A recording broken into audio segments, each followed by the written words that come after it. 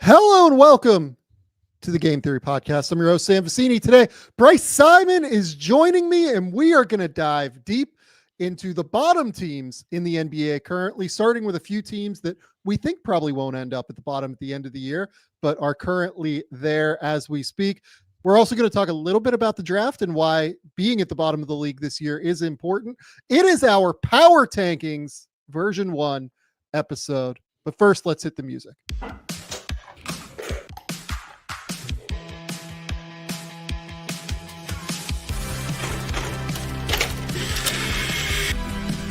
They do have a timeout. Decide not to use it. Way downtown. Bang! Bang! What is this going to be? Wow! Are you kidding me? Hello and welcome to the Game Theory Podcast. I'm your host, Sam Vecenie. But if you watch the tape, what you will see completely orchestrated this game.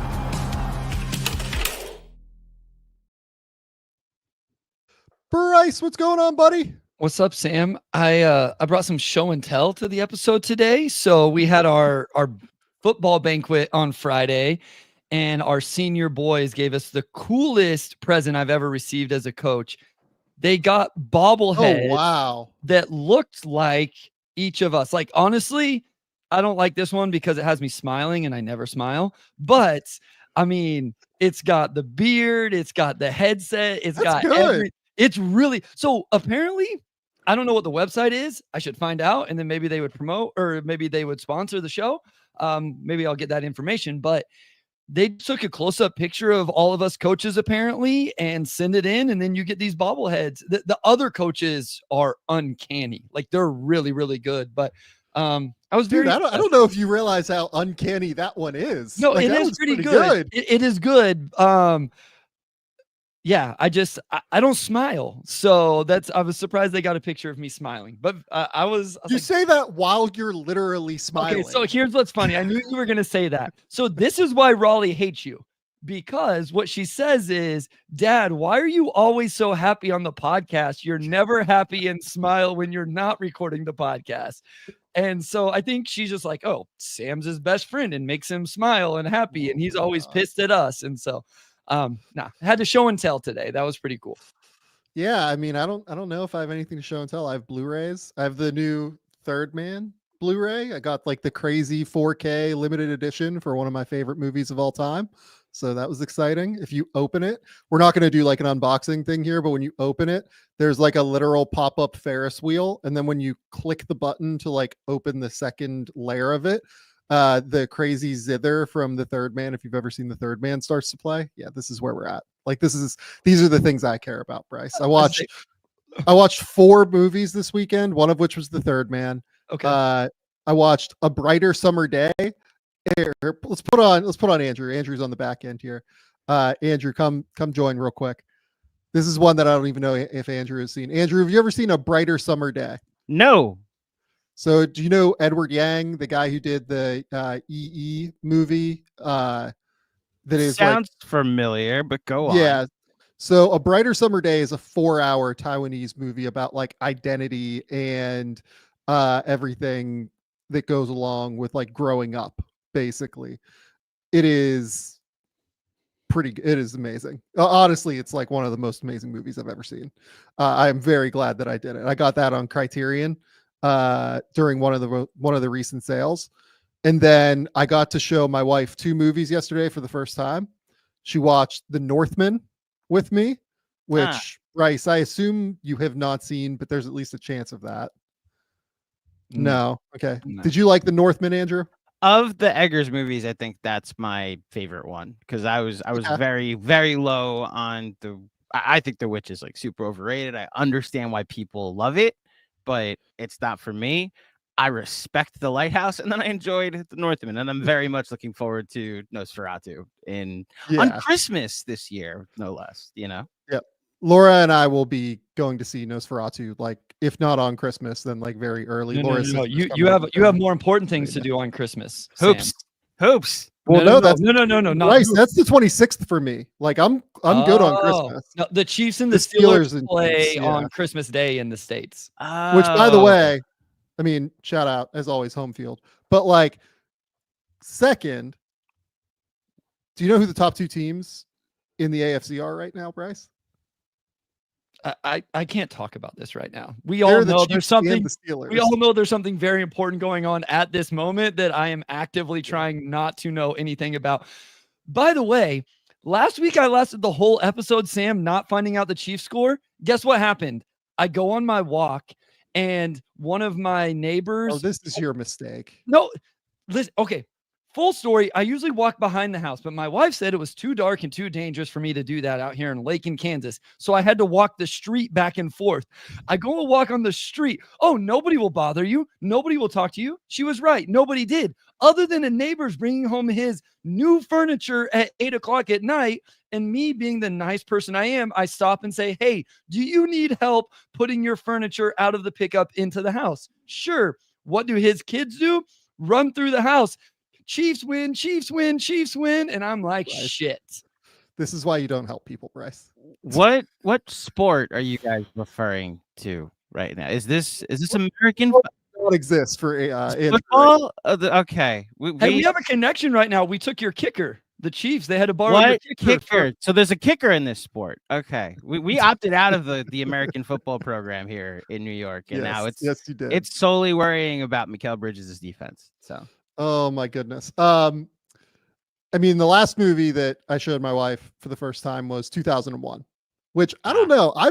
I think is overrated, if I'm being completely honest. Like, I don't see it as one of the great movies ever made. I get why it is important, but I don't like truly love it. the tough part about movies like that, it's like telling someone in 2024 about like Rick Barry, like you entered into the sport saying this is one of the greats, and then I'm watching Giannis, and I'm watching a guy shoot free throws from his knees and being like, oh, okay, so that's I respect one of the greats for his era, but that's why it's tough to compare for me. Yeah, like here's my issue with 2001. Like, The Third Man is from 1949, right? I am never opposed to old movies. I truly love old movies. The pacing of 2001 just does not work for me. I find it so self-indulgent, and it has nothing to do with like the way that it's structured in terms of, okay, there's this weird scene with the apes at the front, and then we go into the second section where they go to the space station, and then we go to the third section where they're on the ship, right? And then we have the crazy fucking ending at the end, right? It has nothing to do with it being structured that way. It's the fact that he sticks on shots for so long, and like there's a massive orchestral section, and there's like this crazy like it takes Dave like 30 seconds to stand up from his like chair at one point in the pod, and I'm just like, okay, like this is just not necessary. You could have paced this a little bit quicker, and I say this, I'm aware I have ADHD. Like, I probably need things to get moving a little bit quicker than other people do. But like, I just watched a fucking 4-hour Taiwanese movie and loved it. So like, I'm not. I was about to say, for someone talking about pacing when this opened with a 4-hour Taiwanese movie that I was interested in. So here's the thing, that movie, there's something happening. Like, it's slow. It is somewhat slow, especially in the first hour, but stuff happens. Like, I'm good with it. It just is frustrating to me. It is one of those movies where I get visually how incredible it is, and I think the sound design is unbelievable, but it's just not, I don't connect to it at all, unfortunately. I'll add it to the list, since clearly I'm not in for watching football on Sundays anymore. I have plenty of time. You have 4 hours free for a brighter summer day now. Great. So, yeah, great. That's your move. Hopefully it's more entertaining than watching Ahmad Gardner, not Sauce. We don't call him Sauce anymore. Ahmad Gardner play corner. Oh boy. Goodness gracious. Boy. Yeah. All right, Andrew, we'll see you in like probably an hour or so. We will talk to you later for the trivia section. Bryce, it's time to get into power tanking. So our idea here was, we have talked a lot about the best teams in the league to this point this year. We've talked a bit about even some of the middle teams in the league this year, but I feel like we have not given great shrift to teams like the Raptors, the Wizards, the Hornets, frankly, probably other teams like that, right? We probably have not given enough time to them because we like to cover everybody, right? We don't like to just cover some of the great teams. But here's the thing. We wanted to do it in a fun, creative way that also hits our fun points, right? You and I love to talk about the draft. This is obviously a draft that has gotten a lot of hype. The 2025 draft, 2025 draft, whatever you want to call that year designation. The 2025 NBA draft is seen as a very high level draft. I would say it looks like a good draft right now.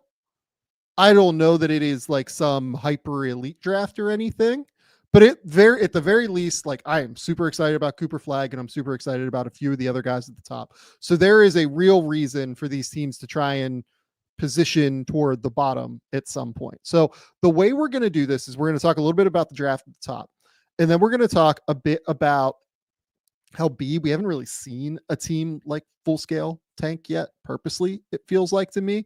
And then 3, we're going to see an order.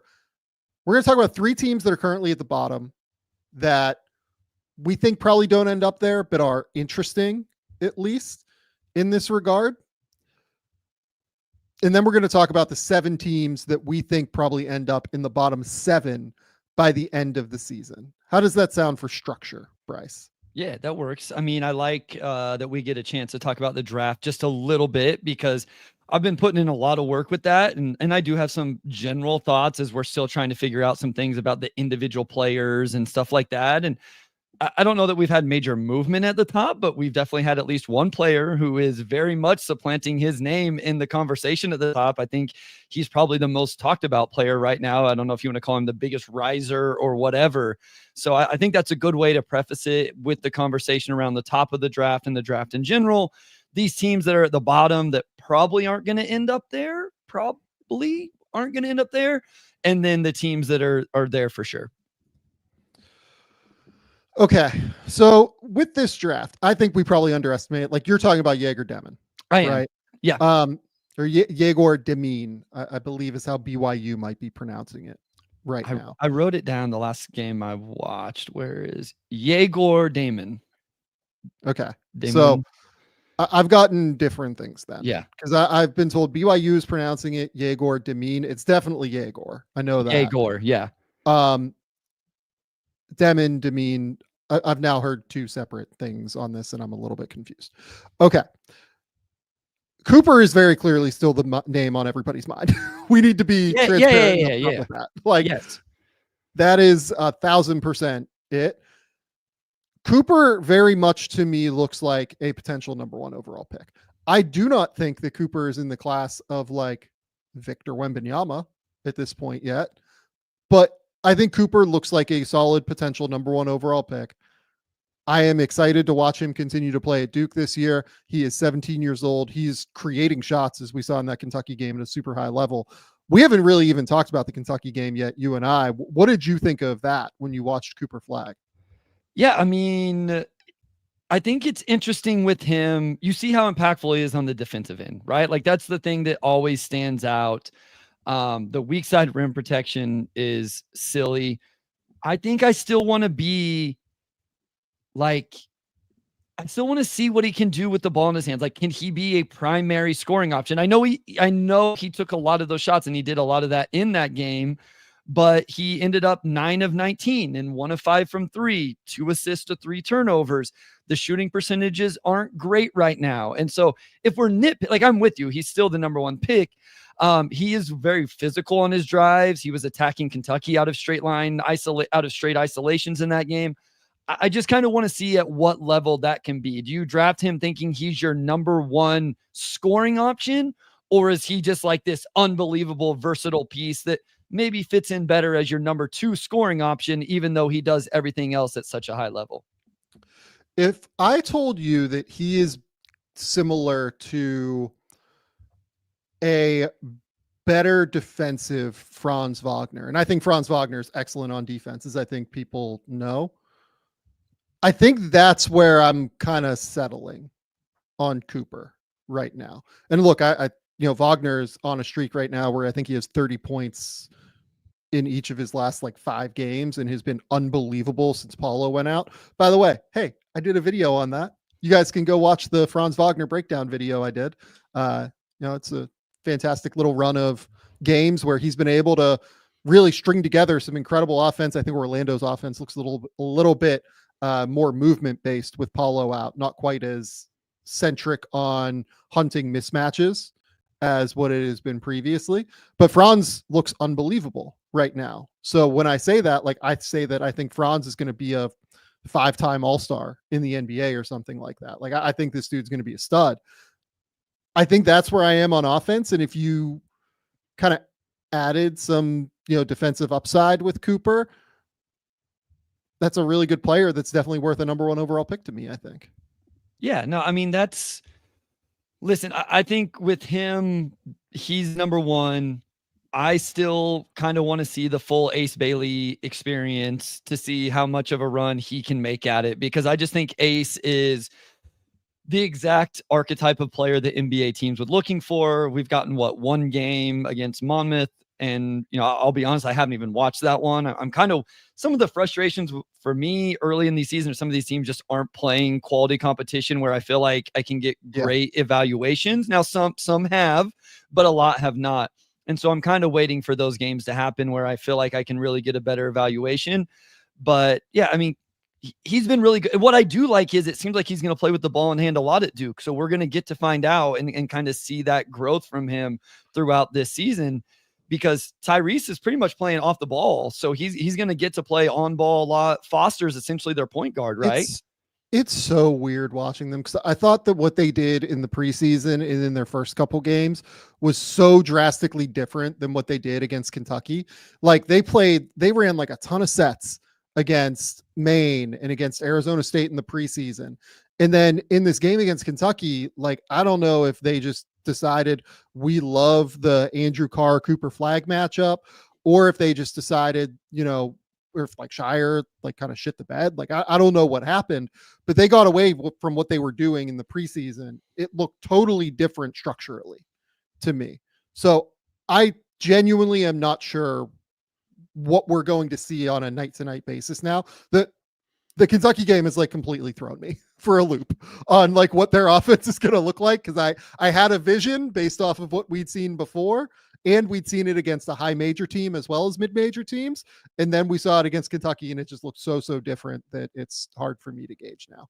Yeah, no, I'm with you. It will be, that was, like you say, it was the first game against a high leverage opponent like that. And so maybe they just got really locked into, they thought this was a major advantage for them, having Cooper attack Carr, and they just kind of weren't able to adjust or change their mindset once they got into the game. Yeah. Okay. So the next group of guys I want to talk about: Ace Bailey, Yegor Demin. Let's throw Dylan Harper in here. We'll throw VJ Edgecombe in here. We can throw Kasparis in here.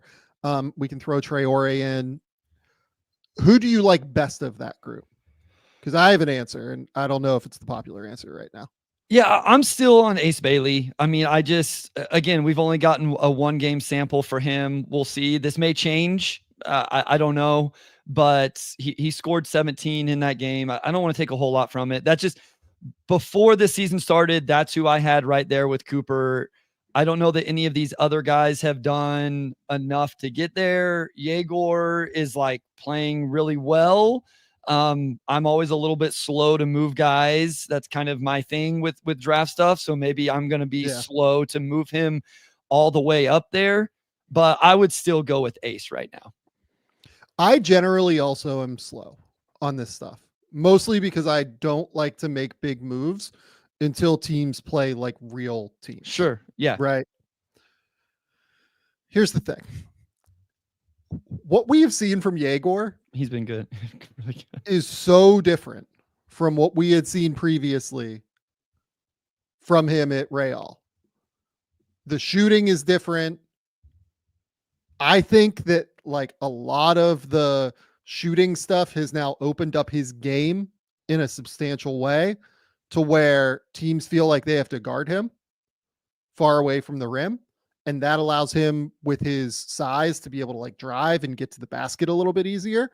The big thing for me is just like, we're getting so much more of an opportunity to see him process the game quickly. I always felt like at Real, when he had the ball, it was like him and Hugo Gonzalez kind of going back and forth, that I thought he had a tendency some of the time to dribble the air out of the ball. And at BYU, there are times where he does that. Like, I don't mean to say that like he doesn't do that, but I think that by and large, the processing speed when it has to be there is just quicker than all of these dudes. And that includes Cooper. I am very in on what I have seen on the ball from Yegor at this point. It all is going to come down to what he looks like as a scorer in Big 12 play. I don't know the answer to that yet, to be honest with you. Yeah. It might be great. I'm not saying that like I don't know that it's going to be bad. It could be great. It could be, just so in terms of efficiency. I'm not sure yet. But the passing, the playment, like all of that stuff is so high level that I'm just taking the bet on that dude. That's fair. And in the same way that like I'm not willing to completely sell on VJ Edgecombe because he's shooting 34% from the field and 15% from three in 3 games, I want to see how the shooting numbers for Yegor, listen, it's 23-point attempts and it's been not good competition, but that's still 23-point attempts and he's made 11 of the 20. So that will be interesting. He has 5 of 10 from the free throw line, but the processing, the passing, all of that is really good. Competition hasn't been great. He plays Ole Miss in 11 days and then Providence 4 or 5 days after that. So we'll get a chance even before Big 12 play to see. Then they don't play, really anybody, Wyoming, Fresno State. So there's some games coming up and then we get into Big 12 play and we'll really be able to evaluate his game. So listen, I have him up right there in my next tier of guys, just like you, I guess. It sounds like you probably have him a little bit higher than me, but he's very much in that conversation and he proves it against high level competition, the first couple of Big 12 games or whatever. Then he has a real case potentially to be number 2, depending on what Ace Bailey does. Yeah. And Ace has been interesting. Like I did a whole breakdown on Ace's preseason game against St. John's. You can go watch that if you're curious where my, thoughts are on Ace. He's a intensely interesting player that is also extremely young, like just turned 18, I think in like August or so. End of August or middle of August, excuse me. Like really, really young. I think that, he's only what, like 4 or 5 months younger or older than Cooper, and Cooper gets thrown into this boat of being so young and everything like that because he's still 17. That's a good point. Ace is also extremely young for this class, and some of the shot making that he showcases is incredibly impressive. It is like unbelievably impressive. Some of the decision making, the looseness with the ball concerns me, like in a real way. I will say I've seen the name Jabari Smith come up with him a couple of times from people online. He's so much more fluid athletically than what Jabari was, even at Auburn. And this comes from somebody that like I liked Jabari at Auburn and think that he's still going to be like a really solid NBA player. It's just like the difference athletically in terms of explosiveness, in terms of his just fluidity with the ball. It's just nowhere like remotely close. It's the Michael Porter Jr. name that has come up. That one I think is a little bit more applicable, to be honest. Like that is one that, okay, like I can see that. He needs to be able to create going forward with the ball to break out of that Michael Porter Jr. thing. Grape Ape brings up Brandon Miller. I think Brandon Miller is an interesting comparison as well. I think, and Brandon was older. I think Brandon was almost a year and a half older than what Ace is this season. And that, I mean that at his Alabama freshman year. I think he was a year and a half older than what Ace is now at Rutgers.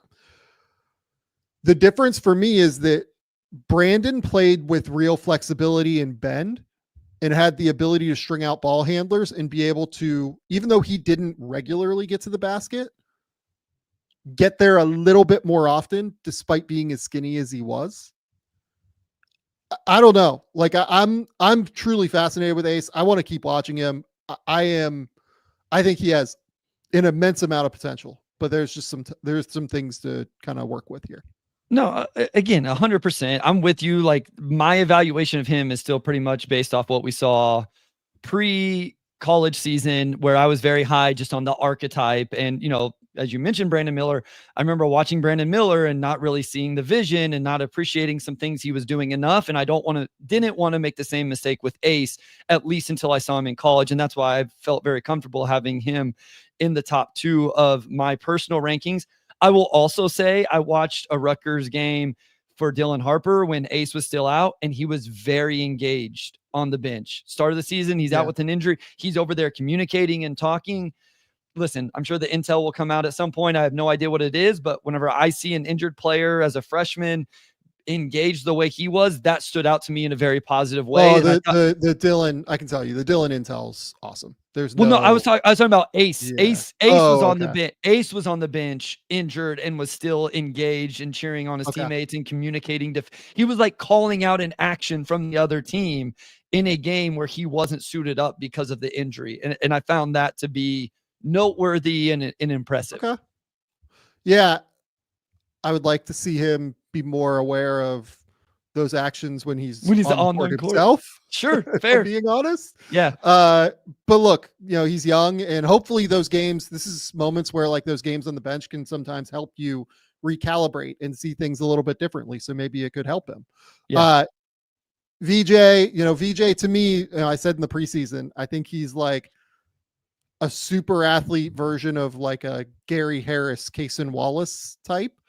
And so far the shot isn't falling. I'm not as worried about the shot off the catch. I think he'll probably shoot at some point. If you look at the percentages at Lehigh, it was always really, really high. I'm not that worried about VJ at this point, but I've never been quite as like, oh my God, this is the dude, as some people were. And then Dylan, like, I really like Dylan as a player. I do worry just a little bit about the lack of explosiveness. I think that has popped up already on the tape in a way that is concerning. I will say with VJ, I've watched some games. Lots of times I don't watch live. I grab them after the fact. And so like I go into a game knowing he didn't score the ball well. And I'm like, okay, like, is this the game where I really drop him? And I watch him miss shots and I think the jumper looks fluid. And then I watch him make a ton of impactful plays in other areas of the game. And I'm just like, I still think this is a really good basketball player. Now, if we're, 5, 8, 10 games in and he still can't make a shot and he's shooting poor, then some things have to adjust. And I have the same concern with Dylan Harper for what it's worth. Like even going back to high school is a little bit like, okay, does he have that athleticism and that juice athletically to create it the way he needs to and those type of things. And then the other guy I am going to throw just into this mix very quickly is Kasparas Yakashonas. I know he's only averaging 9 points to this point, but he's also averaging 8 assists and 6 rebounds per game. He is just like orchestrating everything right now for Illinois. They play Alabama, I think, in a couple of days here. And that's a game where I'm just like so interested because that Alabama team seems kind of funky right now with everything, they're going through trying to figure out their rotations. They lost to Purdue over the weekend, which was a little bit surprising to me. But yeah, look, I'm very interested to see what Yakashonas does. He had 13 assists against SIU Edwardsville. He had 11, 7, and 5 against Eastern Illinois in 25 minutes. He is a guy that I'm really, really excited to watch as well. But again, I think he's probably more like combo guard. He can handle on-ball stuff next to a star as opposed to like a star. I think there are a lot of really, really good players in this draft. I don't know that there is like a, really superstar talent that I've seen quite yet in the same way that we knew that like Victor was a superstar when he was coming through. Yeah, I would agree. I mean, I think you can go down the list of the guys we've talked about, and not many of those guys would you feel like really have primary offensive scoring option on your team. Here's a fun question. Yep.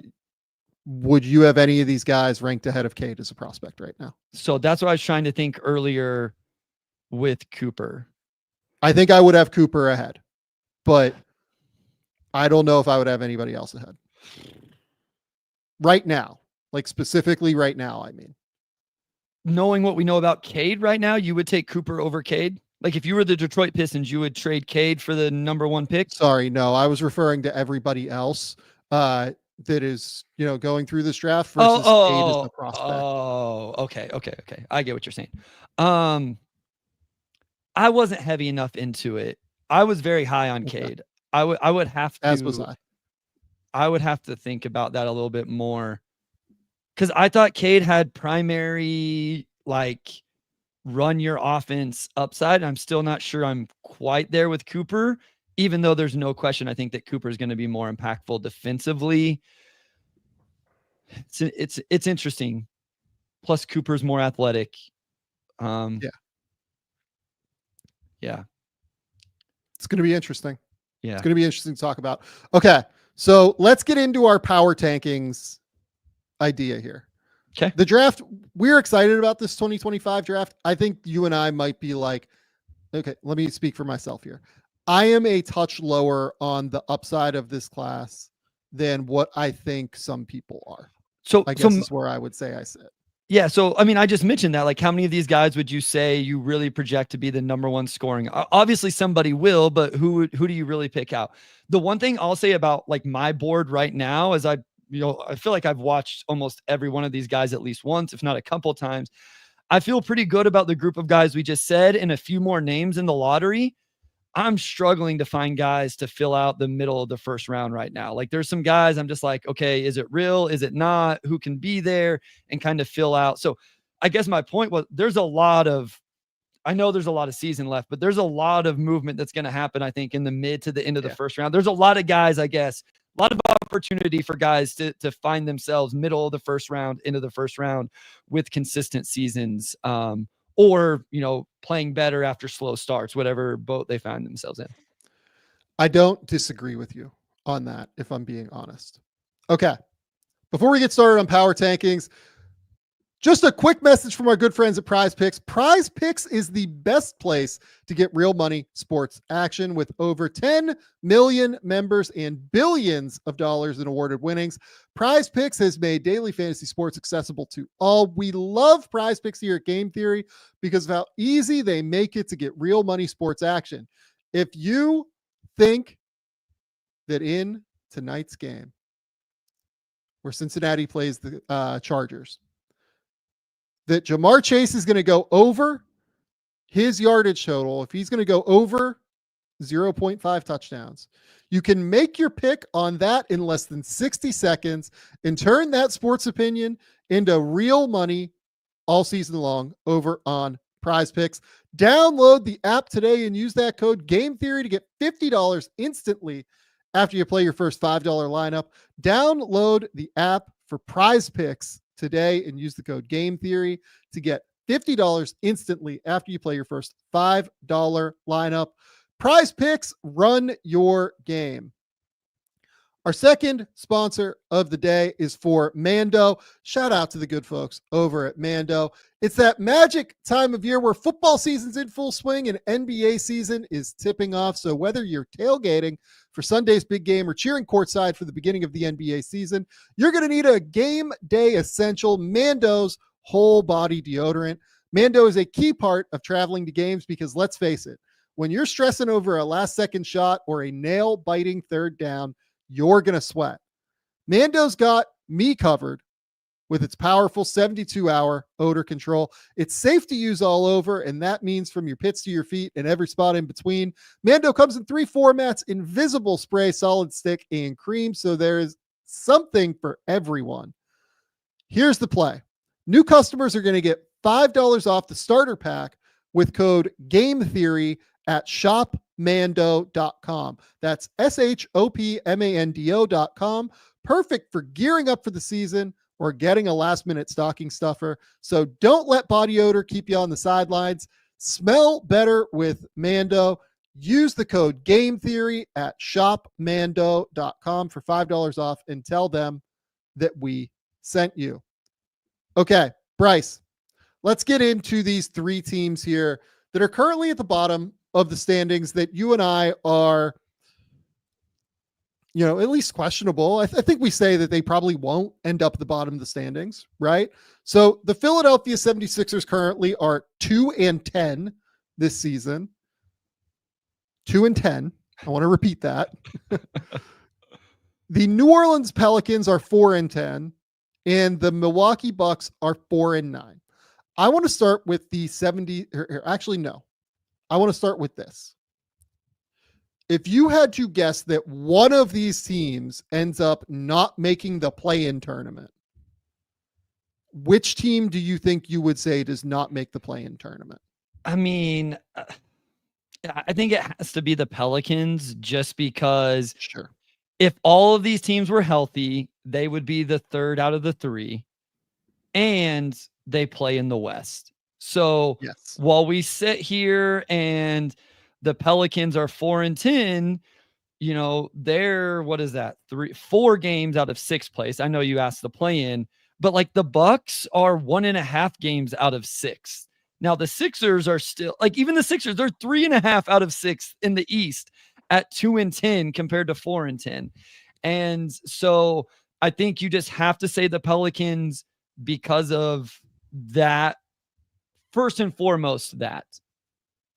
So the Pelicans are 2.5 games right now out of the play-in tournament, as are the 76ers, by the way. But the teams that they are chasing right now, the 76ers, they are chasing the Pistons, the Hornets, and the Nets. They are 7, 8, and 10. The Pacers are also in the mix there too. The teams that the Pelicans are chasing are the Grizzlies, Timberwolves, and Mavericks, all 3 of whom you and I had in our top 10 when we did power rankings last week. So it's just a crazy, crazy loaded Western Conference. If I was the Pelicans, like, I would be worried right now that I'm falling a bit too far behind. They'd also have to bypass the Clippers, who are really good defensively, and the Spurs, who have Victor Wembanyama, if nothing else. So like, it's just a lot of teams to bypass that are good. They're good. They're good at playing basketball in the NBA.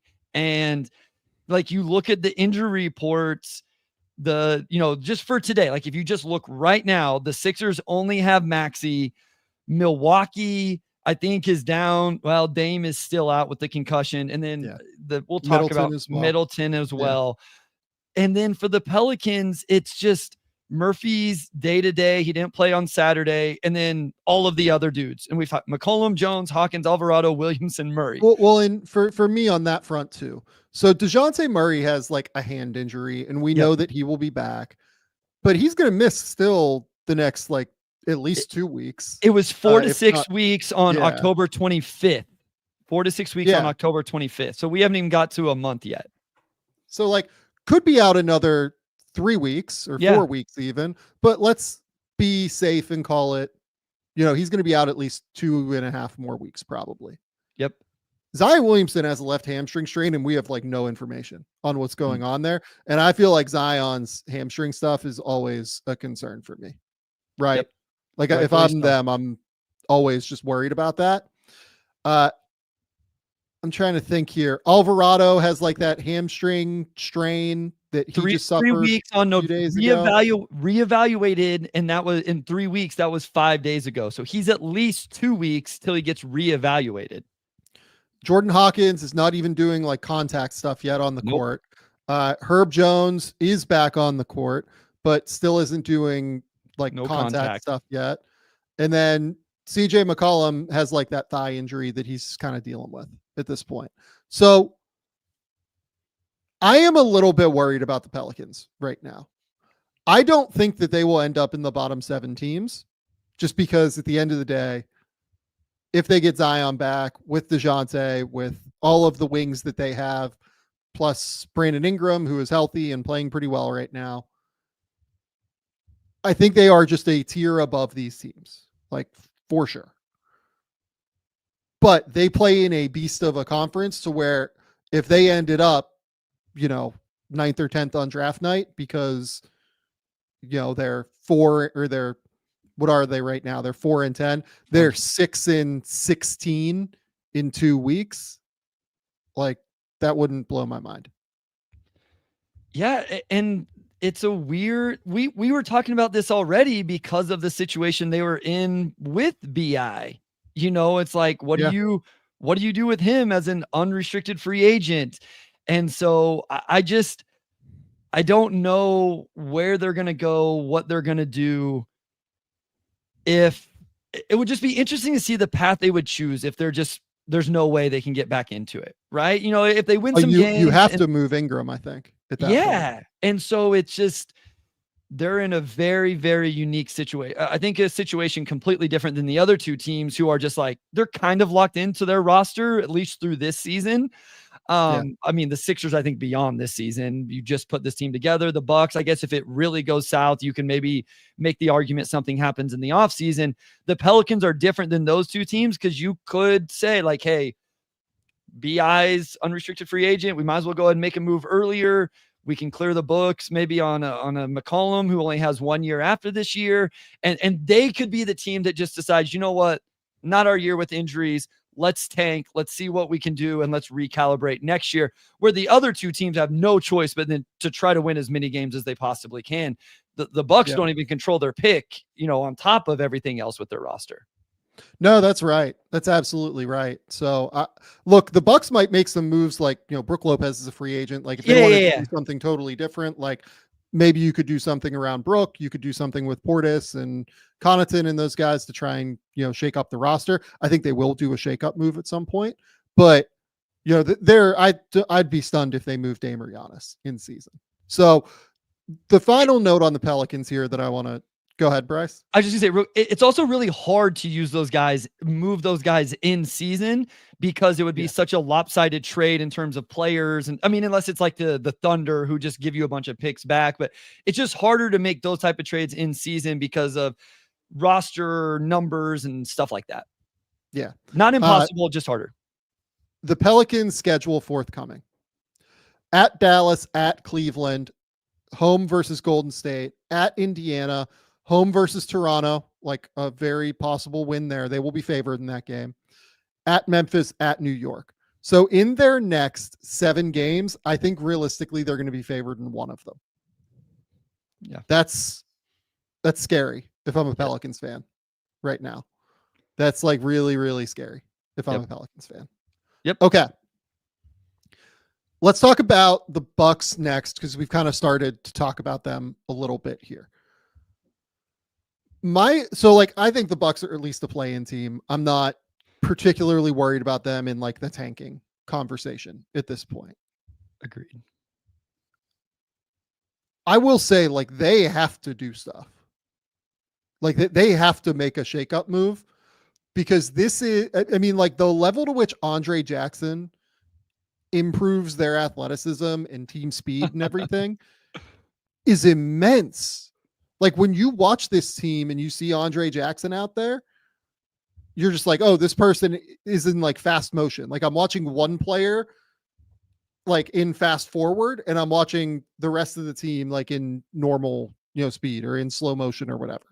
It feels like this is just such a slow team for where the NBA is going right now that they have to do something. And on top of that, it feels like their defensive connectivity is still quite poor. They've improved some of the transition defense stuff that I mentioned early in the season, but not to a level to where they can get by yet. And finally,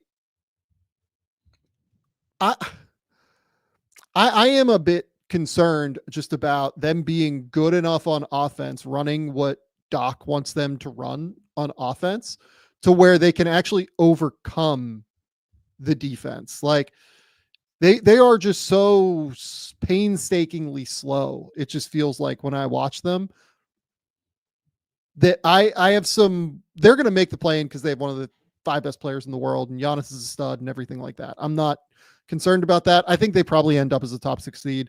If you made me predict right now, I think I would still say that Milwaukee ends up as the 5 or the 6 right now. But go ahead. I'm not unconcerned here. Don't you think that's more of an indictment of just not believing in any of these other teams to take a hold of that though? Like totally. Cleveland, like Detroit, Charlotte, Indiana, Brooklyn, and Miami are your teams 6 to 10 right now. Yeah. In Atlanta, as well at number 5 is 6 and 7. So the Bucks right now at 4 and 9 are 2 games out of the number 5 seed. Like they are fine in terms of where they are in the hierarchy of the East. For me, I'm just more worried about the potential to actually contend based off of what we've seen from them so far it's been rough. And the thing is, they're 4-9, and I realize like Middleton hasn't played, and like I'm just nervous about Middleton in general because a double ankle surgery sounds really, really bad. Yeah, and he's a little bit older anyway. But they're at that record with Giannis averaging 32, 12, and 6 on 61% from the field. Like, I know we've given the Pistons credit for being better this year, and rightfully so. I think it's telling that they're not going to be talked about on this episode. Like, that's actually something that's kind of an improvement for them. It took 60 from Giannis and a throwback vintage game from Brook Lopez and 2 Ron Holland missed free throws for them to beat the Detroit Pistons at home during a stretch of games they have to win to get back in a good place in standings. Like, that's not a ringing indictment of a team that you think is a title contender. So they may get to 5 because the Hawks really aren't that good yet. The Heat, I don't even know what to think about. The Pistons, Hornets, Nets are all young and not that good. Yeah, like, they may get there, but it would really take either a trade or things really coming together for me to believe this team has any chance against the Celtics, let alone the Cavs, let alone the Knicks or the Magic, who are the top 4 teams in the East. I watched that game and I said, this team is so unathletic. They're so slow. Like, Brook Lopez was really good in that game, and I still was like, he kind of looks cooked. Like, he can barely move. My issue with Brook is more, and that's where like the defensive connectivity stuff comes in for me. He is always somebody that you have to have like real attachment and communication on defense for him to be as elite as he can be. Right. And when I watch them, I do still feel like they're in the early season. It was like every third possession, like he would have his hands up and just be like, yeah, what are we doing here? Like, what's going on? I think it's improved a little bit, but there are still too many of those moments where it seems like there's like a miscommunication or a confusion where he just ends up getting like totally thrown out to like the Wolves or like way out somewhere else. And you end up in a weird spot where he is a great defender. He isn't necessarily like a great recovery defender or like a great scramble defender. He's great when you can filter things toward him at the basket and he can just be fucking enormous and just cover up ground and protect the basket. And so much of their defense under Bud was built under that structure. So that's where I would like to see them continue to make some moves and some strides. Get back to that defense where you're filtering things in toward Brook or move him.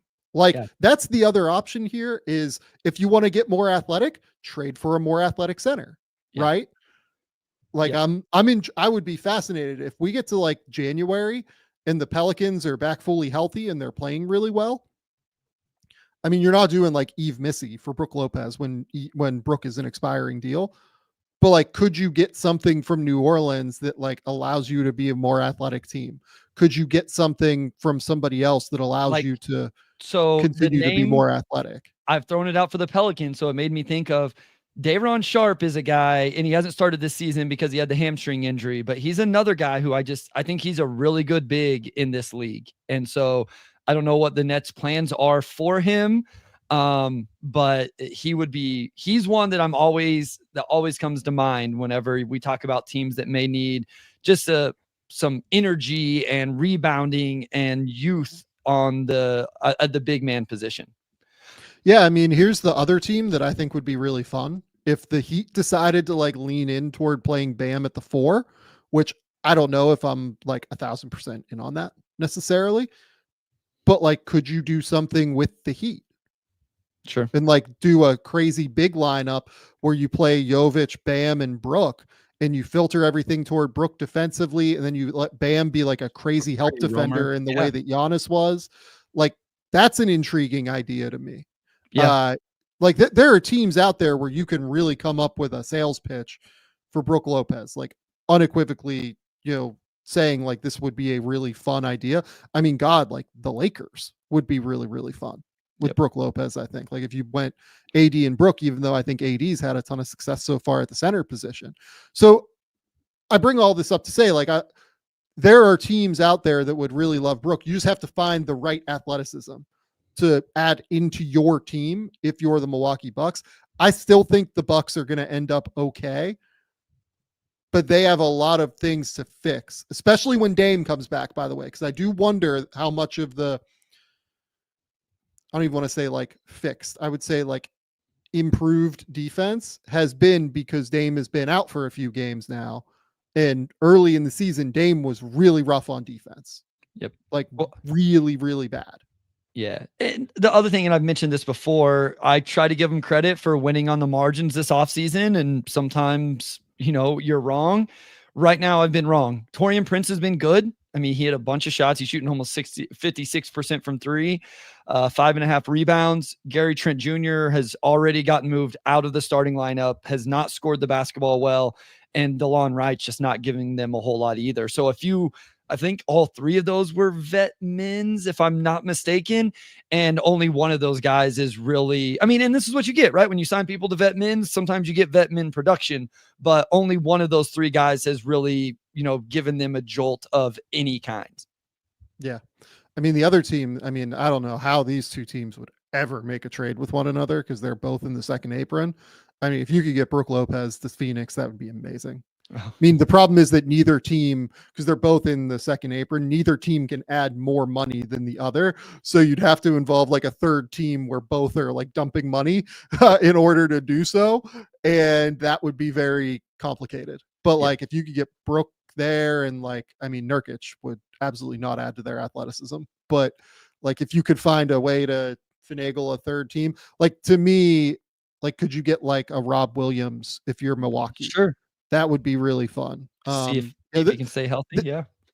They have enough pieces to be able to move that I think they're going to be okay. The team we haven't talked about yet is Philly.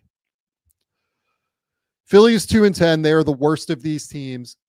They are also the team that almost because of Jared McCain's emergence, once Maxey gets back and they get fully healthy, I think I have the least concern about in terms of like on-court product, but maybe I should say in terms of talent, but I do wonder a bit about how all of the pieces fit. I will also say that like Paul George has looked a little bit slower than what I expected of him.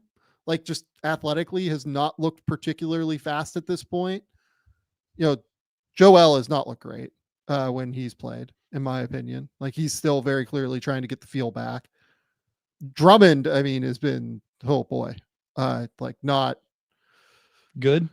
Drummond has not been like playable to this point, in all honesty. But they've hit on McCain. McCain looks like a stud. I think they've hit on Yabusele as like a good rotation player. We know that Caleb Martin can be like a rotation player. We know Kelly Oubre can be a rotation player. They have enough dudes to where I think they can mix and match lineups that will work together. I think they're going to be fine. I just hope that they don't get too far behind the 8 ball in terms of where they are trying to get to. I'm kind of with you. Like if you just went through talent, I think it's the team that you would believe in the most, especially, most talented big three in the NBA probably, or close to it. One of the, definitely an argument for it. And then, like you said, you hit on McCain, it looks like, and who knows what it'll look like when he doesn't have the pressure he has right now. Like if he can stay as efficient as he is with this high volume, whenever the volume goes down, I think Yabusele, like you mentioned, has been very quality for them. You get into the playoffs. I think you have 7 guys that you feel like maybe Drummond eventually gets there when he settles back into the role that he was brought in to be in. Maybe that gives you 8. It's just where are you going to be playing in the playoffs? Are you going to have to go, win 2 play-in games? Are you going to end up the 9 and have to win 2? Or are you going to get to the 6th seed, but then you have to play the Knicks first round? What is that going to look like for them? Because here's the thing. I was listening to something the other day about like how many games. Let me ask you this: over under 27.5 games played between the big 3 this season. Like where all 3 of them are on the court at once? All 3 on the court at once. I will say over, because they're gearing toward all 3 of them being healthy soon. So I still think I would say over. Okay. So that's, I mean, I guess I should have went, if I would go a little higher, these guys aren't playing back-to-backs. There's going to Right be now. Is that my understanding? Joel, it seems like, is not going to play back-to-backs. At all. That's the reporting. So here's my thing. Like, Joel was going to play 55 games regardless this season. Oh, there aren't that many back-to-backs though. No, but I'm like, I don't think I don't think Joel was going to play more than 55 games this season. Like, probably. I don't think the plan, regardless to be fair to you, probably not false. Yeah. Like, regardless, I realize there's not 17 back-to-backs or whatever. I'm just saying, like, in general, my guess was the plan was to play 50 or 55 Joel Embiid games. So you're already there. And then if you're not perfectly, we're already seeing Joel Embiid and Paul George games without Jared McCain. How many Jared McCain, Joel Embiid games are we going to see without Paul George? Like, I think my number was, I should have put it higher. I think my number was probably 30. So I'm stupid that I didn't make it 30.5. That was dumb. But my point was, I don't think you're going to see very many games where those three guys play together. So then what kind of chemistry do they have? Like, Jared McCain's going to play all year, Sam, playing in a role that when those three guys are on the floor, that's not his role. And so I don't know how much chemistry there's going to be is my point. And then how do you make a playoff run once you get there? That is, the chemistry idea is definitely my worry right now. This might be a next year team, but the problem with that is that Paul George will be a year older. Joel Embiid will be a year older at that point. I wonder how the timeline kind of matches up at this point.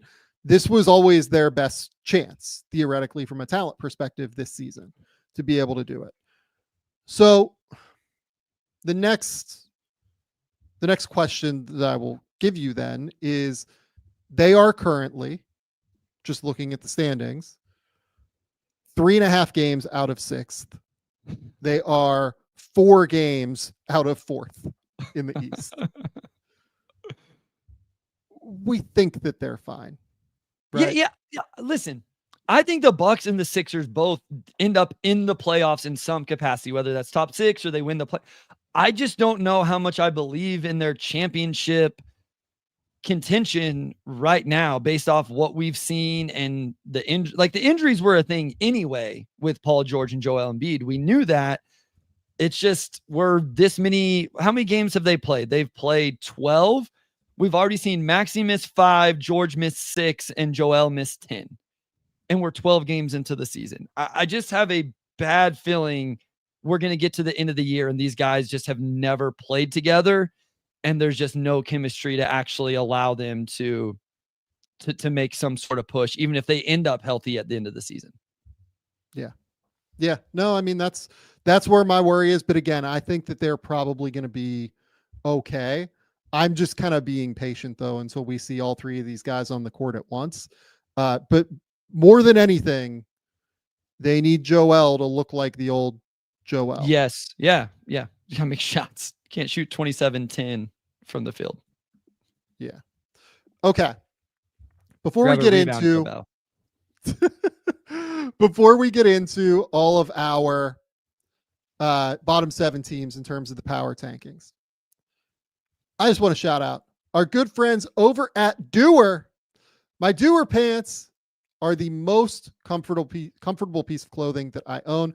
These jeans are immaculate. They are so stylish, comfortable, whatever word you're looking for. I absolutely love my Duer jeans. You guys are going to want your own pair. Duer is built for doing with styles of stretch performance denim and lifestyle apparel for everyone in every season. Duer has us covered for colder winter months with fabrics like a fireside denim, which is interwoven with lace and warmth without too much bulk, or the all-weather denim, which features a wind and weatherproof membrane soft shell.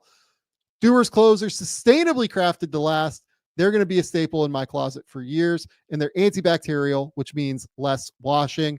I absolutely love my Duer jeans, and I know that you will too. Check out Duer's flagship stores in LA or Denver, or shop online at shopduer.com/gametheory. Right now, my listeners are going to get 20% off your first purchase when you use my exclusive URL. That's shopduer, shopduer.com/gametheory. It is an awesome deal. Don't wait to get that 20% off. Go to shopduer.com/game theory. That is DUER. Shopduer.com/game theory. Okay, Bryce, let's get into the bottom 7 teams that we have now. Okay. The team that I put at 7th is the Charlotte Hornets. The Charlotte Hornets are currently in the picture for the play-in. They very well could end up there. I have been, I don't want to say like not impressed, but I just don't feel like they play a brand of basketball that is like particularly sustainable toward like super long-term contention for a play-in berth, if I'm being honest. A lot of their games just feel like LaMelo is completely bailing them out of these games. LaMelo Ball has been completely unbelievable to this point this year, offensively. Like, he is averaging 30 points, 5 rebounds, 6 assists, shooting 44, 36, 88 from the field. He has been unbelievable. And I also think that from an offensive perspective, they play a brand of basketball that is sustainable. Like, they take a ton of threes. They play almost like similar to the way Boston is trying to play. Not surprising, given that Charles Lee was with Boston staff the last couple of years and is now the head coach of the Charlotte Hornets. I worry a little bit more on the defensive end. It does feel like to me that they are getting some 3-point luck on that end right now. They are allowing teams to only shoot 34.1% from 3, despite the fact that they do give up quite a few attempts from 3 per game. And look, like, you can say Brandon Miller is not going to play this poorly the entirety of this season. I would generally agree with you. I would be surprised if Brandon Miller shoots 36% the entirety of this season. You can say that Mark Williams is going to get back at some point here. I just, when I watch them, I feel like the games are not the kind of basketball that leads to a lot of wins.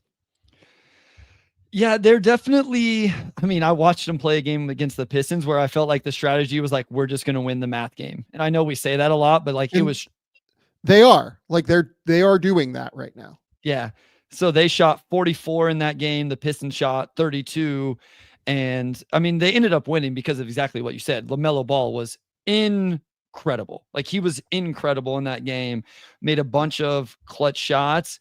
I mean, I think all I really wanted to see from this team this season was LaMelo Ball and how good he could be. And you threw out the numbers, so I don't need to do it again, but I think he's been really good, especially offensively.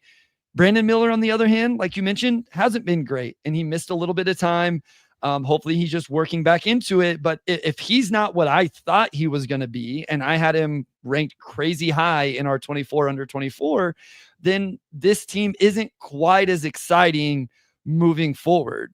I mean, who else on the roster? You know, Mark Williams isn't playing. I guess that's the other guy that you could be excited about and want to see. So I guess that's the other guy, but nobody else is just like, oh my gosh, this is a huge piece of the puzzle moving forward. We knew it was going to be a redshirt year for Salon. We talked about that last episode when we talked about rookies. So to me, this season was all about that. I didn't expect a whole lot defensively. What's funny is their offensive rating is worse than their defensive rating. They actually don't even have that good of an offensive rating. But LaMelo has been everything I think most Hornets fans would want to see. Brandon Miller has not. And those are the two most important things for them. But yeah, I mean, they have won some games. I think it is, you know, it's important, you know, they're 5-7 and they're not at the bottom of this ranking. So that there is at least a little bit of positivity with that. Yeah. The issue for them is that Miles Bridges has not played well. Brandon Miller has not played well. I kind of think their bench has been sneaky fun. Like, Trey Mann has been good. Yeah. Sorry, I should have mentioned Trey. Like, Moussa Diabate rebounds the hell out of the ball. He plays so hard. He plays so hard. I think that sometimes, like, how hard he plays ends up fucking their defense a little bit, because like he'll do like same side helps and just like these random blitzes and things. But he plays so hard. like Cody Williams. Cody Martin, I think, has been like pretty okay. Yeah, to yeah, this he point. has. Like back to being like his solid self at this point. They just really need to find, like, honestly, Mark Williams being back and being really good would be a huge thing for them. Yeah, would be an enormous factor for them defensively to like try and stem the tide a little bit. Do we know I didn't have it pulled up. I closed it after we talked I think about he's listed as day to day right now with that foot injury, but he's not even on the ESPN one. Huh. Right. Like it seems like somewhat soon. Good. For Mark Williams. Okay, that's exciting because that would add another piece to this where, okay, now you tune in to watch them. And you're right, like some of those guys on the bit, Trey Mann has been fun. Martin was really good in that Pistons game I watched. I think those young guys are the important pieces that you want to see something from this year. And so getting him back and seeing him be good, I think would instill even more confidence for them or more excitement about the long-term future is the better way to say that. Yeah. So we have the Hornets down here. I would say that other teams in this mix, we could absolutely throw the Pistons in this mix for sure. I ended up, I think, with the Pistons at like 8 or 9 here. Anybody else that we didn't list that you want to kind of, I mean, the Clippers are 6 and 7. They're in a monstrous Western Conference. Like they could pull the pin at some point. The other thing that we're trying to determine with these rankings is what teams are most likely to pull the pin. And LA doesn't own their pick, right? That's fully unprotected to OKC. Correct. LA does not, I believe they don't own their pick. Yes. So yeah, not to mention the new the new arena. They're like, there's no way they're. I would be surprised if they pulled the pin.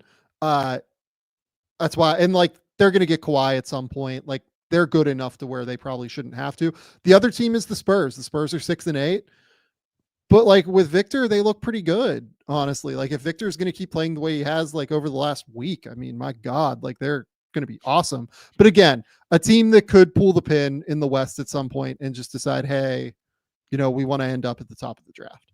For what it's worth, since you mentioned the Pistons, they are 6 and 8 right now. They're actually on a stretch of games where we'll kind of find out whether they're going to hover around this or if it's not true because I think they play the Wizards here in about 5 minutes and they have some other winnable games and all they played is close games over the last week anyway. But if they were to actually stay on this pace, the protections on that pick that I believe is now in Minnesota is top 13 this year. So that could actually come into play if this team is winning games at this rate throughout the whole season. So we could see them pull the plug post trade deadline, depending on exactly where they sit. But that's way down the road with them. So I'm going to be honest with you. I don't think the Pistons pull the plug this year. No matter I think what. they want to, I think that ownership, and this is an semi-informed guess. Let's go with, this isn't me reporting this, but this is a semi-informed guess on kind of where I'd been told that like ownership wanted to show improvement this year. I don't think that they will be like, let's tank. I think that they will like, if they're in the mix for a play-in berth, I think they'll go for the play-in berth. Think they'll push. Basically. Interesting. That's like interesting. if they fall off a cliff, then that's one thing. Yeah. But I think you and I think the Pistons don't fall off a cliff. Like they are playing a tough, sustainable brand of basketball. They're a top 10 defense in the NBA right now. Yeah. Say what you want about Asar, but we've said it. He's going to be better than Ron Holland probably on both ends of the floor when he comes back. So they seem quite similar to me this year to where the Rockets were last year. Yeah. That would be an interesting choice that I'm not sure I would agree with.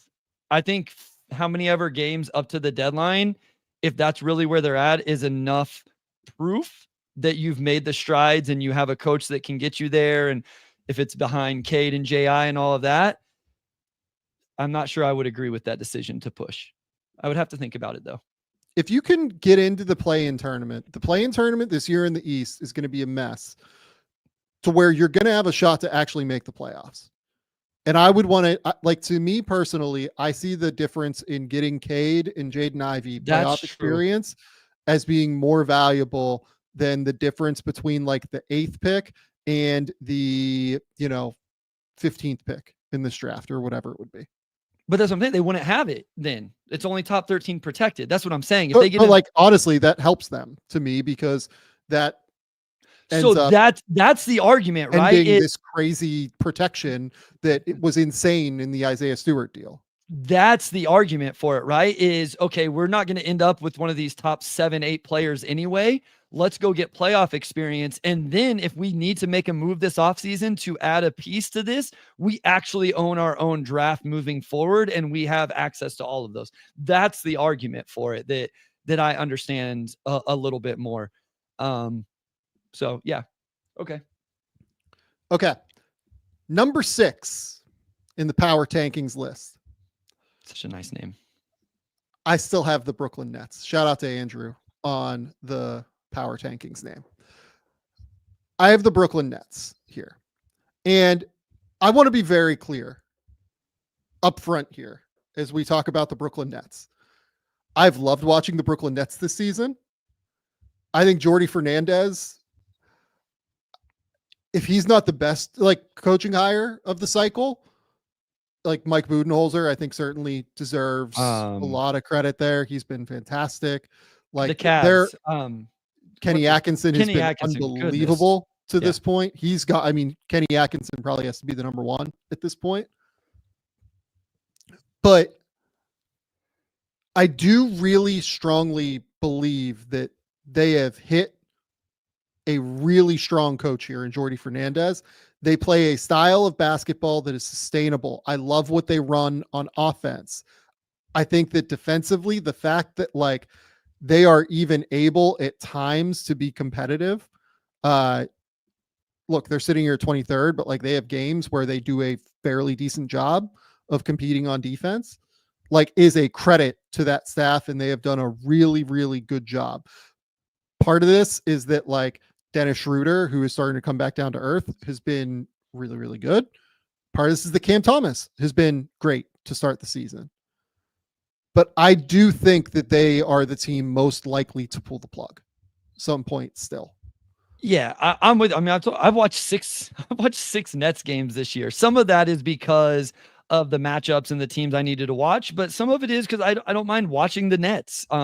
It's an interesting backcourt. We've talked about those two. I've watched some games where Cam Johnson looked really good. He's averaging 16.5 right now on 46, 37, 90. Dorian Finney-Smith has some games where he plays really, really well, knocks down the shots, does all of those things. Jalen Wilson, I wish he shot the 3 ball a little bit better. He flashes here and there. Clowney's had a game here and there. So they even have some other guys that as you watch a game, you're like, okay, this is kind of interesting. And I'm always up for a Ben Simmons watch, just to like hear or just to see what he does and how he looks.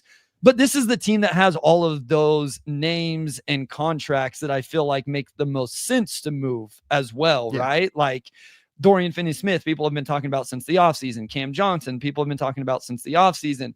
I don't know. I don't know if Simmons' deal is probably too big to move, I guess. But like they're just a team that makes a lot of sense to sell off a lot of. And then once those things happen, I don't know how much is left to actually win some games. Yeah, Andrew, GMAC, you're distracting with the comments. You can't be funny in the comments and expect me to keep my comments coherent. Come on now. I said nothing wrong. That's false. You said something completely inappropriate, not in a way like some people are thinking, just inappropriate, not nice, nice. You're misunderstanding. I absolutely said something not nice. I didn't say anything wrong. I said that would be so disappointing. Okay, go away. Go. All dozen of their fans. Yes. We got to get rid of Andrew. We've booted Andrew from the chat here. Yeah. He's look, in timeout. Andrew is in timeout until trivia. The Nets have been really, really fun this year. Again, I just think they're the team most likely to pull the pin with guys like Dorian Finney-Smith. Honestly, like I'll be interested to see what they do with Cam Johnson. I'll be interested to see what they do with somebody like Nick Claxton as well. But Schroeder, DFS, Cam Johnson, these are going to be among the most sought after players on the trade market this year, especially Finney Smith and Schroeder is expiring deals, right? It's plus they got their picks back and they made a trade this past offseason specifically in order to get picks back for this draft. Yep. It feels like to me, even more so than what you said with Detroit, this year was about trying to figure out, do we have the right coach? Can we have guys like Cam Thomas who can be real building blocks for us? Okay, we'll see what it looks like. I don't know what they have quite yet in terms of real building blocks long term. That's the difference to me between Detroit and Brooklyn. Brooklyn has Cam Thomas, who in terms of winning basketball, like I still need to see just like a little bit more. He's had some unbelievable games, and I think he's hyper engaged this year. He's always been hyper engaged as a scorer. I think he's been at least a little bit better on defense this year. Not much better, but a little bit better. You look at that side of it, I think you can see a world where he can be a building block. But like, I still think Detroit has just multiple guys that I would rather have than Cam Thomas at this stage. It makes it easier if you're Detroit to sell yourself on, hey, playoff we can go experiences for the are the playoffs most now, yeah. as opposed to try to tank. I think the Nets still need dudes as they move into this next era. They're winning right now on the basis of like super high level shot making and scheme. And you can't win at the highest levels of the NBA with that being your sustainability strategy. Well, and I think having already won the amount of games and being as competitive as they had makes it easier to do that. Like I think it's easier and more palatable to get to the trade deadline. And, you know, if whatever the pace is, you know, 5 out of every 13, you know, you win 5 out of every 13 games along that way. And it's like, okay, now we feel good, like not feel good, but we feel better. It's easier to go ahead and trade off because you have gotten yourself to 20 wins or whatever it is. And it's like, okay, if we finish off the season 2-18, it's going to be okay. We got experience from Cam Thomas in competitive basketball situations along that way. It would almost be a bad use of these veterans to not go ahead and move off from them. You know, as you mentioned, Dorian Finney-Smith with a player option, Schroeder, an unrestricted free agent. Cam Johnson's a little bit different because he is on the books for 3 years, but they seem, like you said, the team most likely to go ahead and call it off and trade off some of these real rotation players for them. Yep. Okay. Number 5 here. The Chicago Bulls.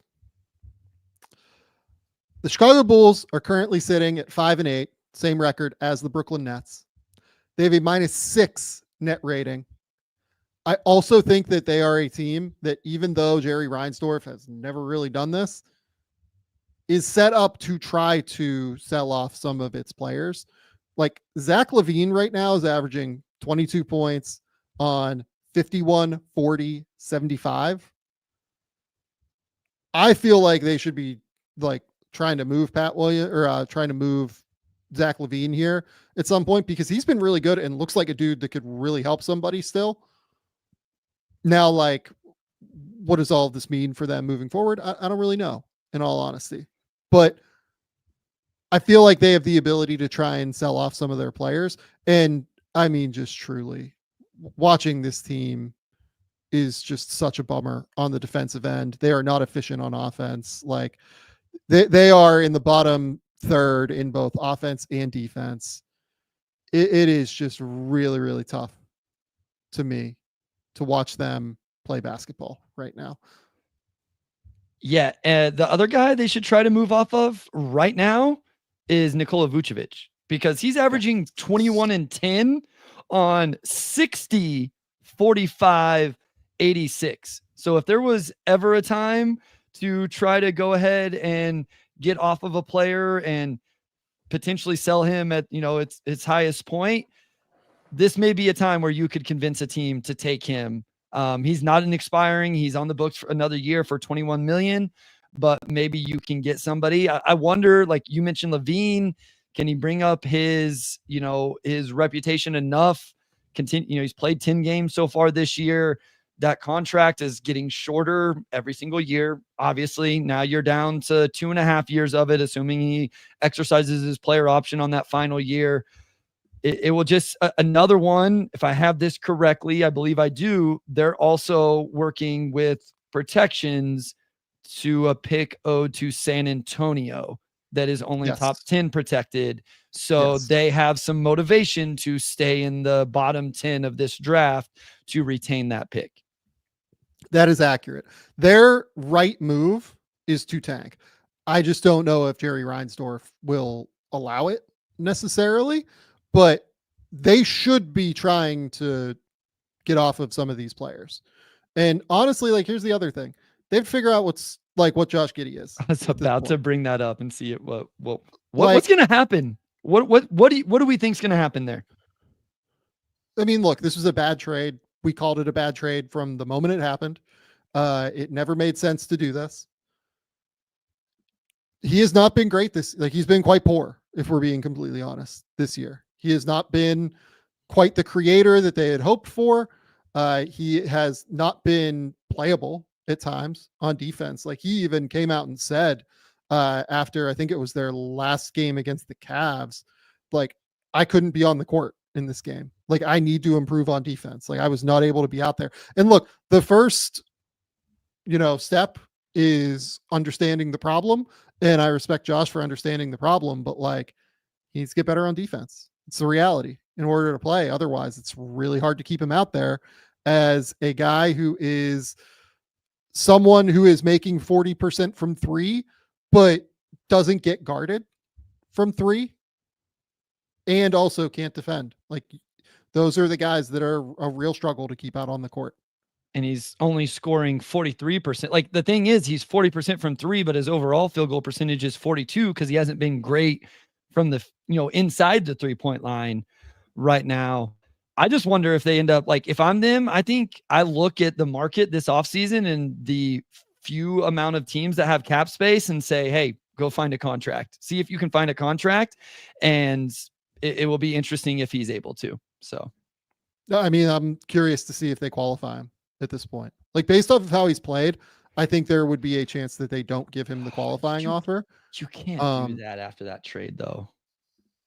That's such awful process, Sam. Everything they've done has been terrible process, Bryce. Like, this is not a well-run organization. This is, be it ownership interference or whatever it is, like with the front office, like, this is not a well-run roster management system. Let's go with.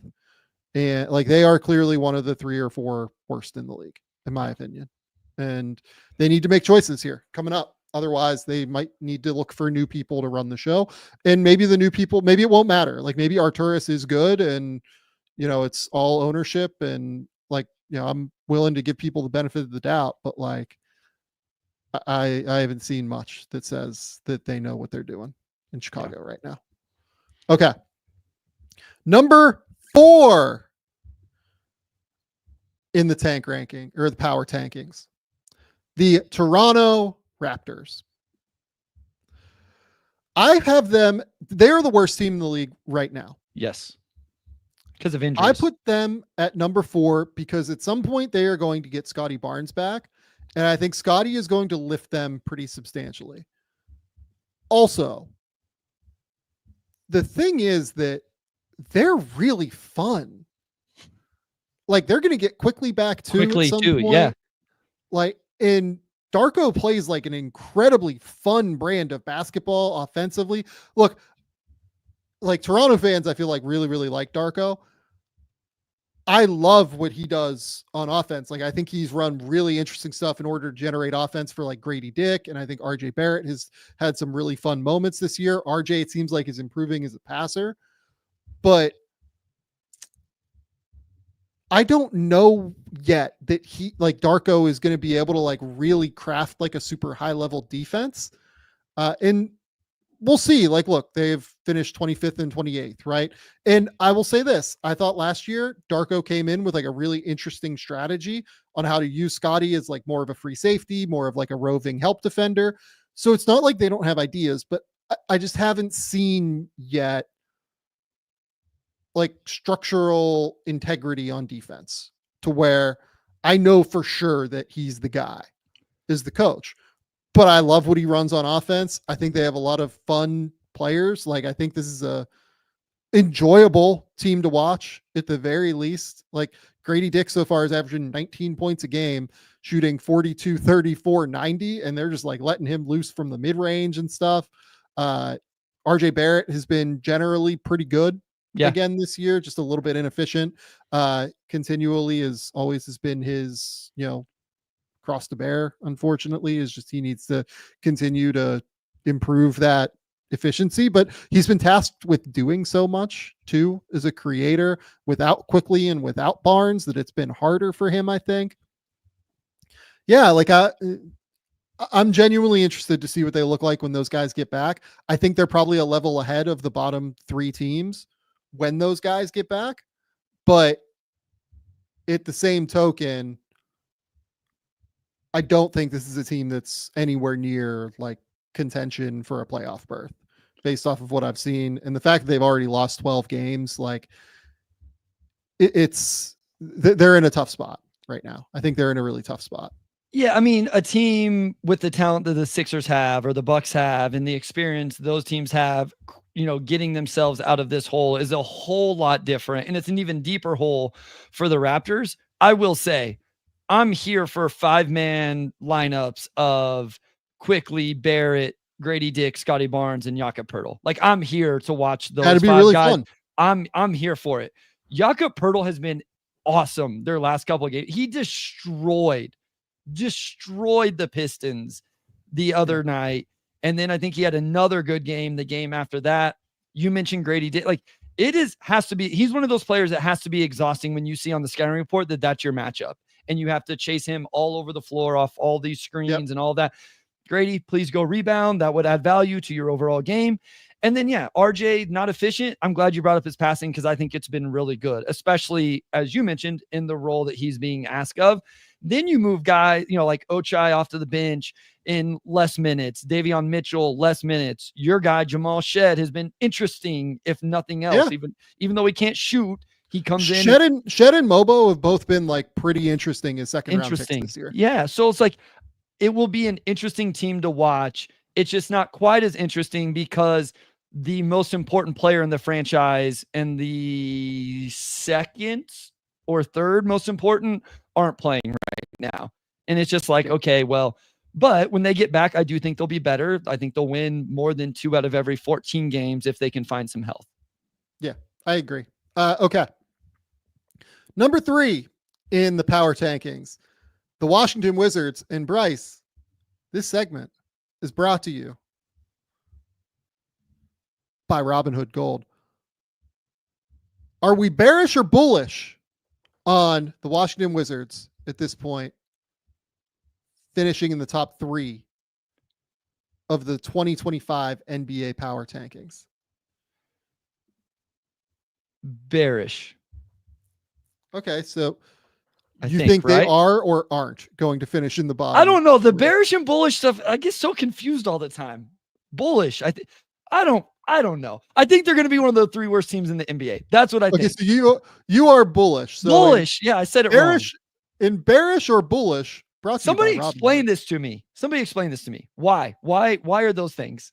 This has never made sense. Tell me why bear and bull are the things here. Bullish is good.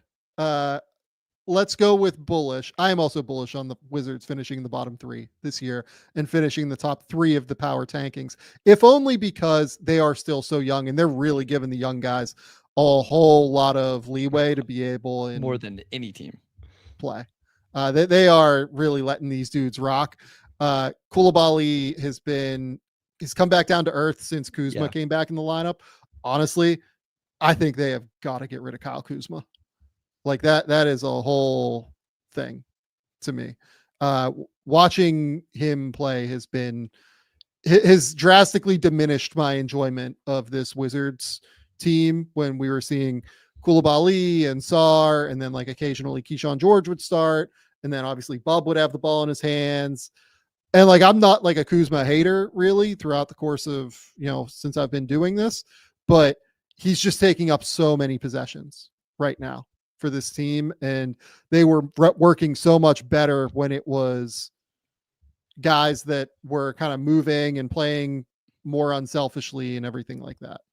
He does seem like the one that makes the most sense to trade now. Like I think it would have been Poole, but like I don't think you're getting off Poole's money anyway. No, and you're not. And weirdly, I think that this group could use Poole for the rest of the season, just as a gravitation score, get some buckets, help keep them in games. I've kind of become more of a fan of bad teams having those type of players, just because it helps you stay more competitive. And then it puts those guys like, and I realize like some of those shots then late in the game is going to drive you crazy. But yeah, I think keeping Poole, I think I would keep Valanciunas for one more year as well to protect Alex Sarr just a little bit on the interior and not throw too much on his plate, depending on what the offers out there could be for him as we get to the deadline.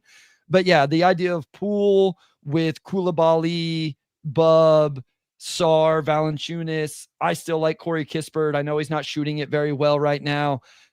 Keyshawn coming off the bench. Like that's the group of guys I would like to see. Listen, I've been a huge Kyle Kuzma like advocator on this podcast a lot because of his contract. I'm kind of with you right now. I think he's the one that doesn't make the most sense. And because of that contract, I think he would probably be the one, other than Valanciunas, probably the one that's easiest to trade. Yeah, no, I agree. I generally agree with you. But hey, the kids have been fun. I'll say this. I am bullish on the Wizards youngsters. I've enjoyed Bub Carrington. I've enjoyed what I've seen from Keyshawn George, even as somebody that like, I wasn't a huge fan of Keyshawn George pre-draft. I loved what I've seen from Coulibaly when Kuzma's out of the lineup. And Sarr has like these flashes where you can see like in big letters, like, oh, this could look really great in the future. So like, I am definitely bullish on the youngsters that I've seen with the Wizards. It's not going to lead to many wins right now. This is stupid. I just looked this up. It's because the bull raises its horns upward when it attacks you, and the bear's claws go down whenever it attacks you, and apparently has something to do with the stock market. I'm so upset. I'm not even mad I got it backwards. I'm not even mad. I don't even care. Oh my God. This is ridiculous. The segment's been brought to you by Robinhood. With Robinhood Gold, you don't need a silver spoon to eat up the financial favors of the 1%. Now, the resourceful individual with Robinhood Gold can earn a very liberal 4.5% APY on uninvested cash and be rewarded with a handsome 3% retirement boost on IRA account contributions. Robinhood Gold provides the privileges of the high net worth for any net worth for just $5 per month. The new gold standard is here with Robinhood Gold. Sign up at robinhoodgold.com. Robinhood.com/gold. My goodness. That is robinhood.com/gold. Sign up at robinhood.com/gold. Terms apply for product-specific disclosures. Visit robinhood.com/gold. Investing involves risk. Rate may change. Gold membership is offered by Robinhood Gold LLC. Okay. Number 2 in the power tankings right now, I have the Portland Trailblazers. Now, the Portland Trailblazers are coming off of a sweep of the Minnesota Timberwolves at home in recent days. Prior to those 2 games, I don't think I've enjoyed watching a team less than Portland this year. If they played the right guys, you would. That's been a big issue for me. And like, they're going to play Atlanta tonight and they're at home against Atlanta. Like, they could very easily be 6-8 by the time we're talking like tomorrow. Right. But man, I have not enjoyed the DeAndre Ayton experience. I have really, really struggled with the Jeremy Grant experience to this point. Scoot is, obviously not playing super, super well at this stage. He looks like, there are games where it looks like he's taken a step forward. There are games where he does not look particularly good. They're also down 21-9 to Atlanta while we're speaking right now. And unsurprisingly, it's a game, no. DeAndre has not played. So Jeremy Grant is in the lineup. Klingon is starting with Sharp, Scoot, and Kamara. So I am I'm disappointed when I watch this team. It feels like they have too many bodies for not enough roles. And this is even without Anthony Simons in the lineup right now. I don't enjoy watching them. And part of it's the coach too. Like, I do not think I think Billups is probably in the bottom 3 or 4 coaches in the league. There's a chance he's the worst coach in the league, but I have really not enjoyed what I've seen from Billups too. Yeah, I just want to turn on a Blazers game and watch Scoot, Shaden, Tumani, Denny and Klingon. That's who I want to see play. Like, give me those guys on the court. Let's see what happens. I think they should continue to play Robert Williams a little bit to see if they can prove health and get some sort of value from him. Delano Banton is kind of that, like, he can come in and get buckets for them. He's kind of like, obviously not nearly the same level as Jordan Poole, but like, play him off the bench and let him score the basketball and keep you competitive whenever the young guys are really struggling and all of that. But my appetite I watched Jeremy Grant with Detroit do all of this mid-range stuff. I didn't love it then. I don't love turning on a Blazers game and seeing it now. Simons is interesting. He's probably the one of the 3 that we've kind of mentioned here that we wish weren't. They should have moved him this summer. We talked about that. We did. It was the most obvious thing to me was to move him this summer and just give Scoot, Shaden, some of these dudes, a little bit more leeway with the ball, because you're not going to be good anyway in the West this year. Yep. So move Simons, see where it goes. I don't know, man. I don't know what they're doing. This is I am sure that on some level they're trying to showcase DeAndre and Rob Williams to be able to move them. That makes sense to me at this point. When you draft Klingon, it's very clear that neither of those 2 guys are your future at the center position, and Rob Williams realistically can't be anyway, because the minute load, it feels like he can't play more than 20 to 25 minutes a night consistently at the very least. I mean, you know what you have with Scoot, Sharp, Klingon, and Denny as your core 4 moving forward. That needs to be who you get the developmental reps into. They need to play together. They need to figure out, okay, are these guys good enough? And to do that, honestly, I think you do have to get rid of the coach and see, because I've not seen Billups really run much of anything that gets those guys easier opportunities. So this is a huge developmental season for Portland, and I feel like maybe we are learning that they're not good enough, but I've seen enough flashes from Shaden Sharp to where I'm like, okay, this is pretty interesting. Denny last year was awesome for the Wizards. Klingon, I've seen a ton of flashes where I'm like, okay, this is a potential top 10 starting center in the league once he gets, a little bit stronger. I think that he just looks maybe a touch heavy right now, Klingon. And I think he'll continue to play himself into shape throughout the season. If you watched him at Connecticut, especially his freshman year, he was skinny and was moving. He's moving well right now, but I didn't think he moved as well as I thought either. I think there's just some room for growth there. So look, if I'm Portland, I hope I haven't waited too long to move some of these guys. And I don't know. I get disappointed watching them.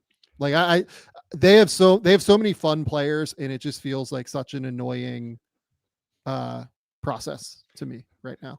Well, that's I like watching Tumani Kamara as well. Tumani is one of those guys that I'm very, very interested in as a young player. And I think we all kind of have those guys.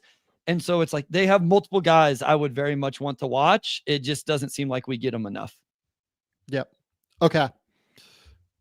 The number 1 team in the power tankings race this year. As of right now, we are a 5th of the way into the season or so.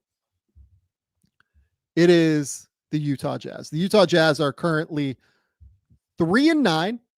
They have the 2nd worst net rating in the league behind the Washington Wizards. The reason that I have Utah here at number 1 is I think some real potential to move some of these older guys. Yes. Colin Sexton, Jordan Clarkson, John Collins. John Collins has been really good so far. He's averaging 18 and 8, back to like 50, 36, and 97. Like he's made almost all of his free throws so far.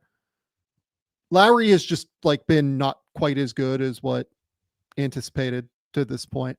Yep. But like Sexton, Clarkson, those guys would be easily moved on their deals. If they move them, that wouldn't surprise me at all. I mean, there have been perpetual talks about Walker Kessler throughout the summer and everything, seemingly, rumors, maybe not talks, but rumors, we would say.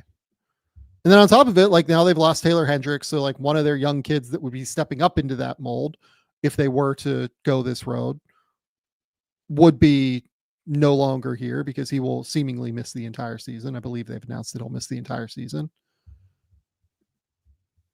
It feels like they don't have enough depth to actually be able to consistently compete. Yeah, I think what's kind of scary too, I guess if you move these guys, you would be getting some guys that could at least fill into the rotation. It's just kind of scary if those are 3 of your 4 leading scorers, I guess is what's kind of scary to me. But I guess this is why they lead the tank standings, is like there's not a whole lot left if you move those guys. You have Lowry, you have a very inefficient Keontae George. We talked about Flip last week whenever we talked Flip's about. Been fun. He's been good offensively, especially offensively. There's just not a whole lot else there, but it makes too much sense not to move these guys. So if you move them, it's going to get even uglier than what it is right now.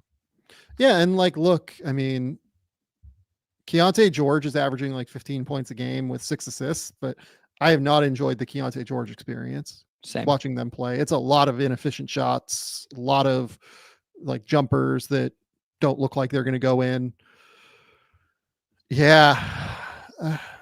I mean, when I watch them, I don't think they have the juice talent wise. I do think Will Hardy's a really good coach, but they just do not have the talent right now to hang with some of these other teams. And that's a real concern. Yeah. And I think they have to go for a chance at getting a top end young talent. I mean, like you said, we've talked about this with multiple teams, and say what you want about the Pistons and how awful they've been for 4 years, but right now it looks like they have at least a couple pretty talented young players. And that's what separates them from even a team like the Jazz, where it's your best young player is Keontae George, who I would say Walker Kessler personally, but okay. I mean, no, that's a lie. I would say Taylor Hendricks and Cody Williams, but like Walker Kessler among guys that are like ready to play right now and also, able to like play on an NBA court, but also have like some starting upside at the very least. So this is the point. Like this proves this is the point though. You're 100% right. Like Keontae is averaging statistically is their best player, but shoots 35% from the field. Kessler, by the way, all of this is why when Robbie Callan and I did win total over unders, Utah was the one we felt the best about under. Like that was the most obvious under pick to us, like full stop. Walker Kessler, while averaging 10 and 10 with almost 3 blocks, you just mentioned was in trade conversations. Taylor Hendricks and Cody Williams may have the best upside, but we just talked about how Cody's not even close to physically ready for an actual NBA role right now. And so all of that just to say, and listen, I realize Lowry's there. I get it, but he's also 27. I know, like, I realize he just got the new contract, long-term plans. I get it, but infusion of young talent, like really solid, good, exciting young talent is still needed in Utah. And that's why this is most important for them. Yeah, no, I think that's all right. I think that's all right. By the way, the win total over under picks from Robbie and I so far, we had both over on Cleveland. So like picking Cleveland's over. Nice. We had, I had Indiana's over, which isn't going great right now, but their win total over under was like pretty low for what it is. So like them even being around 500 still puts that in play. We had the Knicks over pick, which might not be great. We had Orlando's over pick, which does look great. We had Washington's under pick, which does look great. We had Toronto's under pick, which looks great.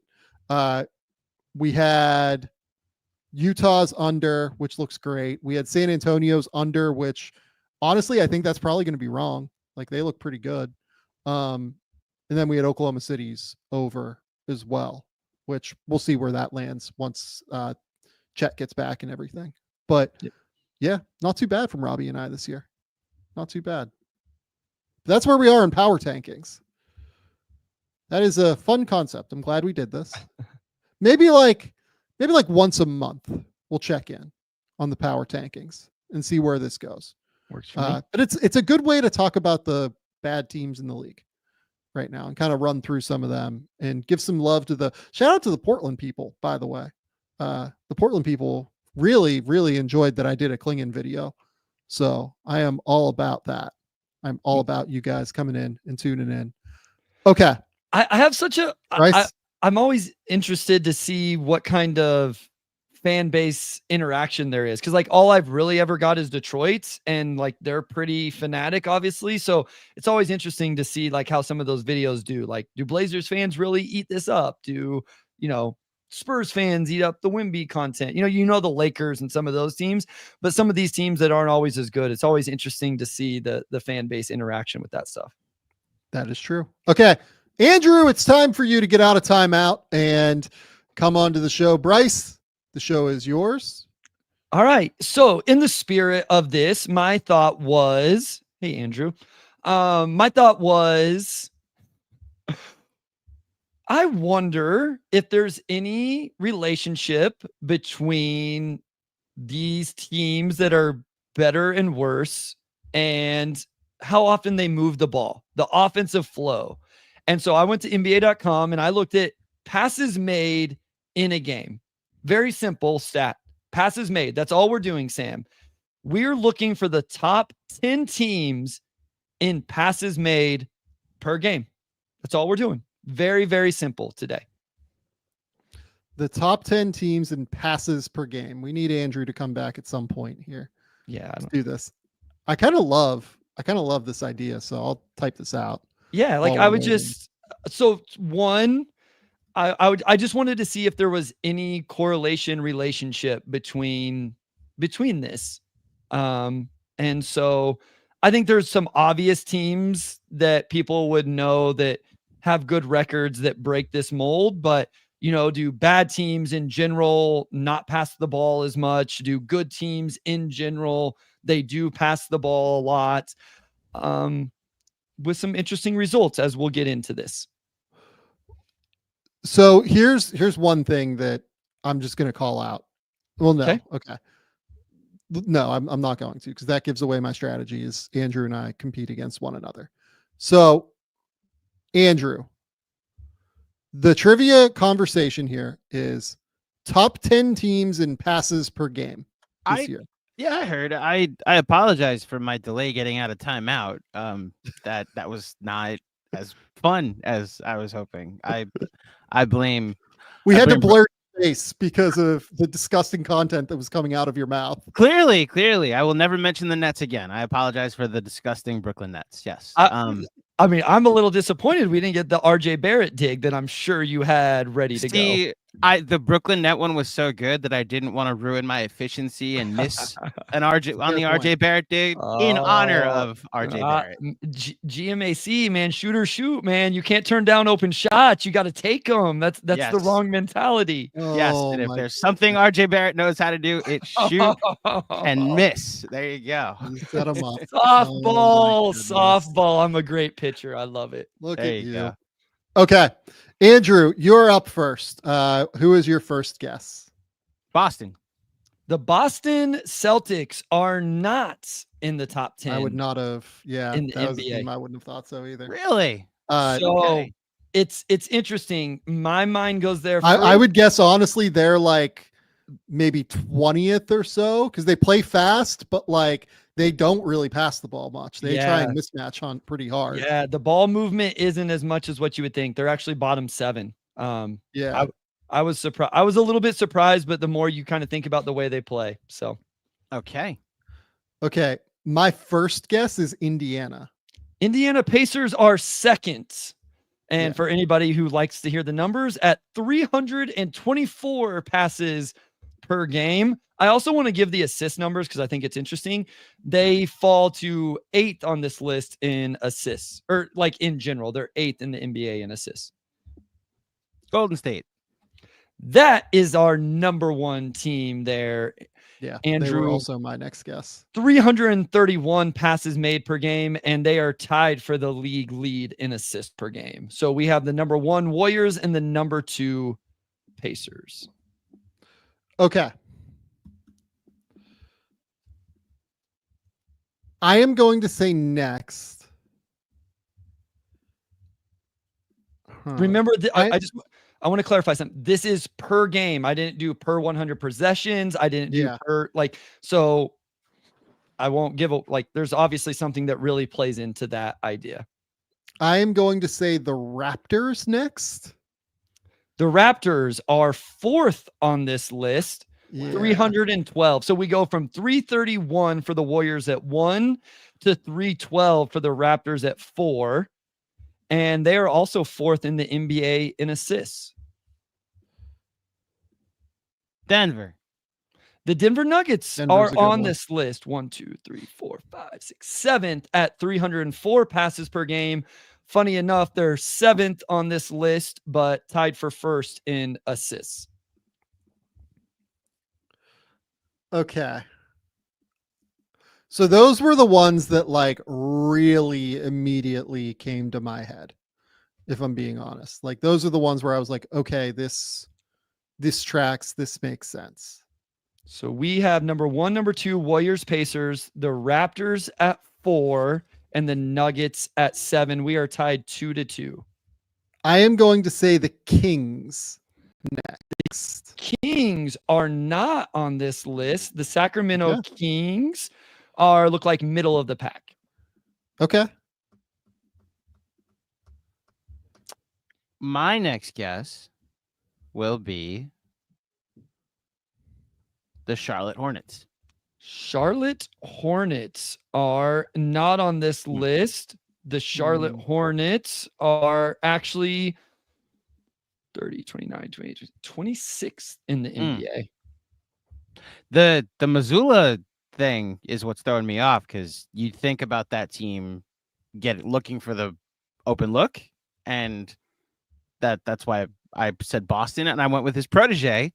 And these are 2 offenses that apparently pass the fewest in the league. So learn something new every day. Yeah. Huh.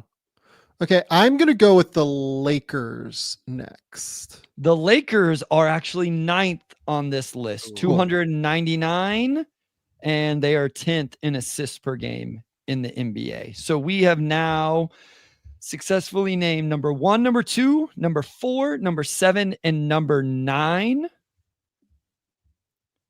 There are some fun names left. So the pace is now throwing me off because I'm wondering if a team that's really high in pace this year, if they're now on this list. So let me. Honestly, the correlation, I can't say anything. Pace to don't say anything. Pace to passes. I have no idea how much of a correlation that is. I will reference it more at the end of the episode. Okay. Atlanta. The Atlanta Hawks are more so in the middle of the NBA, not on this list. Okay. I will go with the Grizzlies. The Grizzlies are not on this list. Wow. So as you guys go with your pace, they are middle of the pack. That's what made me go for it. Was like just really like super high pace. So for what it's worth, the Hawks are 3rd in pace. The Grizzlies are 4th. So your last 2 choices fit that idea of pace. I'm not saying it's completely not correlated. I'm just saying that those 2 were not. It's going to be a fun correlation whenever we talk about it. So I'm going to now, I'm going with, I wonder if you were going the same direction, Sam, but I've been trying to stay away from the heavy ISO guys, like the heavy ISO teams that have an ISO guy that's heavy. No offense, Luca.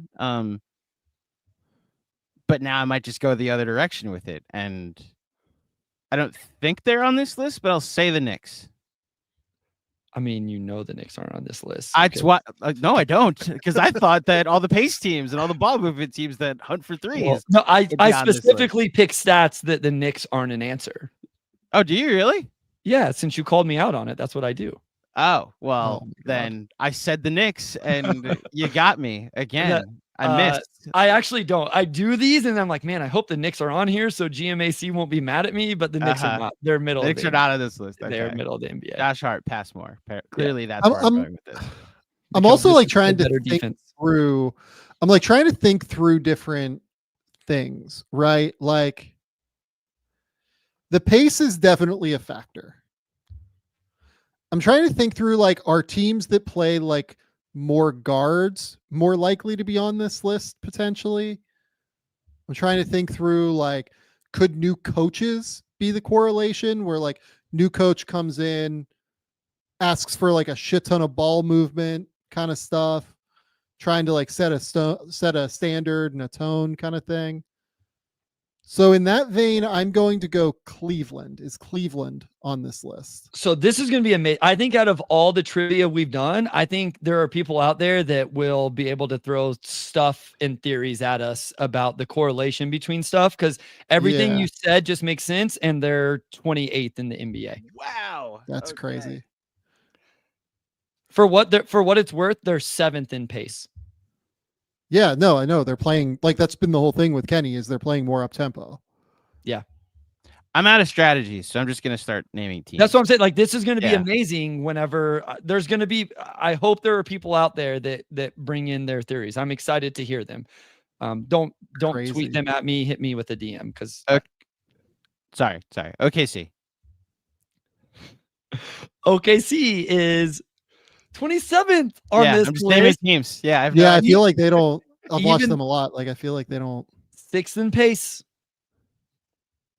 I'm just naming teams. I might just go. It's alphabetical order at this point. Like I'm going to start at A next. Okay, round. so here's a hint. We have talked about at least one of these teams on this episode. Okay. Oh, okay. My guess then.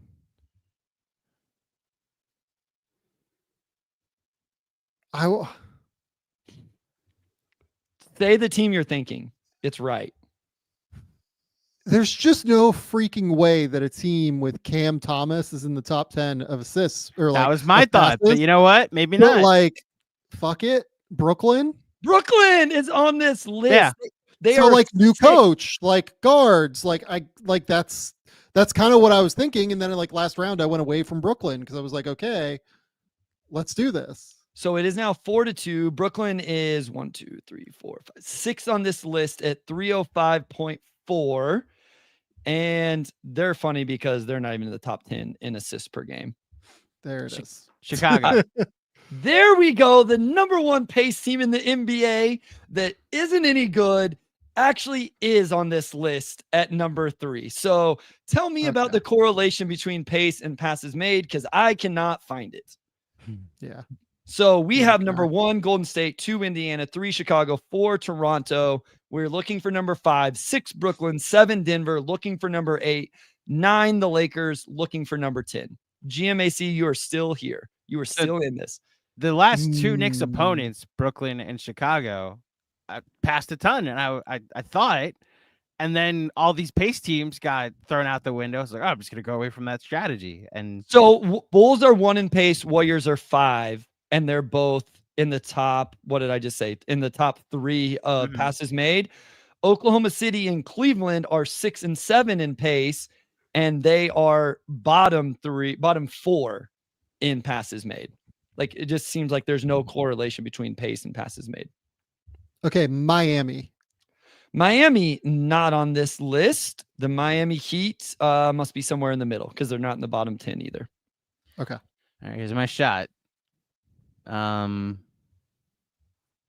Remember I said there's more than 1 that we talked about on this episode, so there may be more than 2 teams that we talked about on this episode on this list. More than okay. So, but we said Chicago, we said Brooklyn. I mean, we talked about almost 8 or so, 7, 8, Talk 10 teams. 10 teams or so. Yeah. Mhm.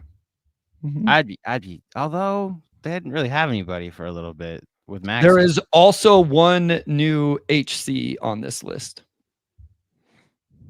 Okay. Not the same team. One new HC on this list, not the same team. Not the same team as the one that we talked about.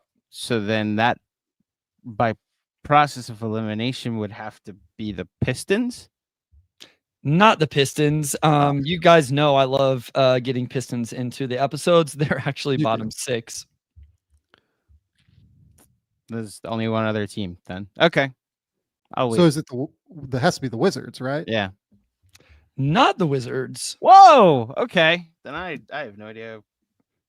I said it was. Also, is the score 4-4 or 4-3? 4-3 you. They're different teams. There's one team that we talked about on this episode that is on this list. There is also another team, a different team that got a new head coach this offseason that is on this list. Okay. They are not the same team. Unless I'm an idiot, I'm pretty sure this team got a new head coach this offseason. I'm so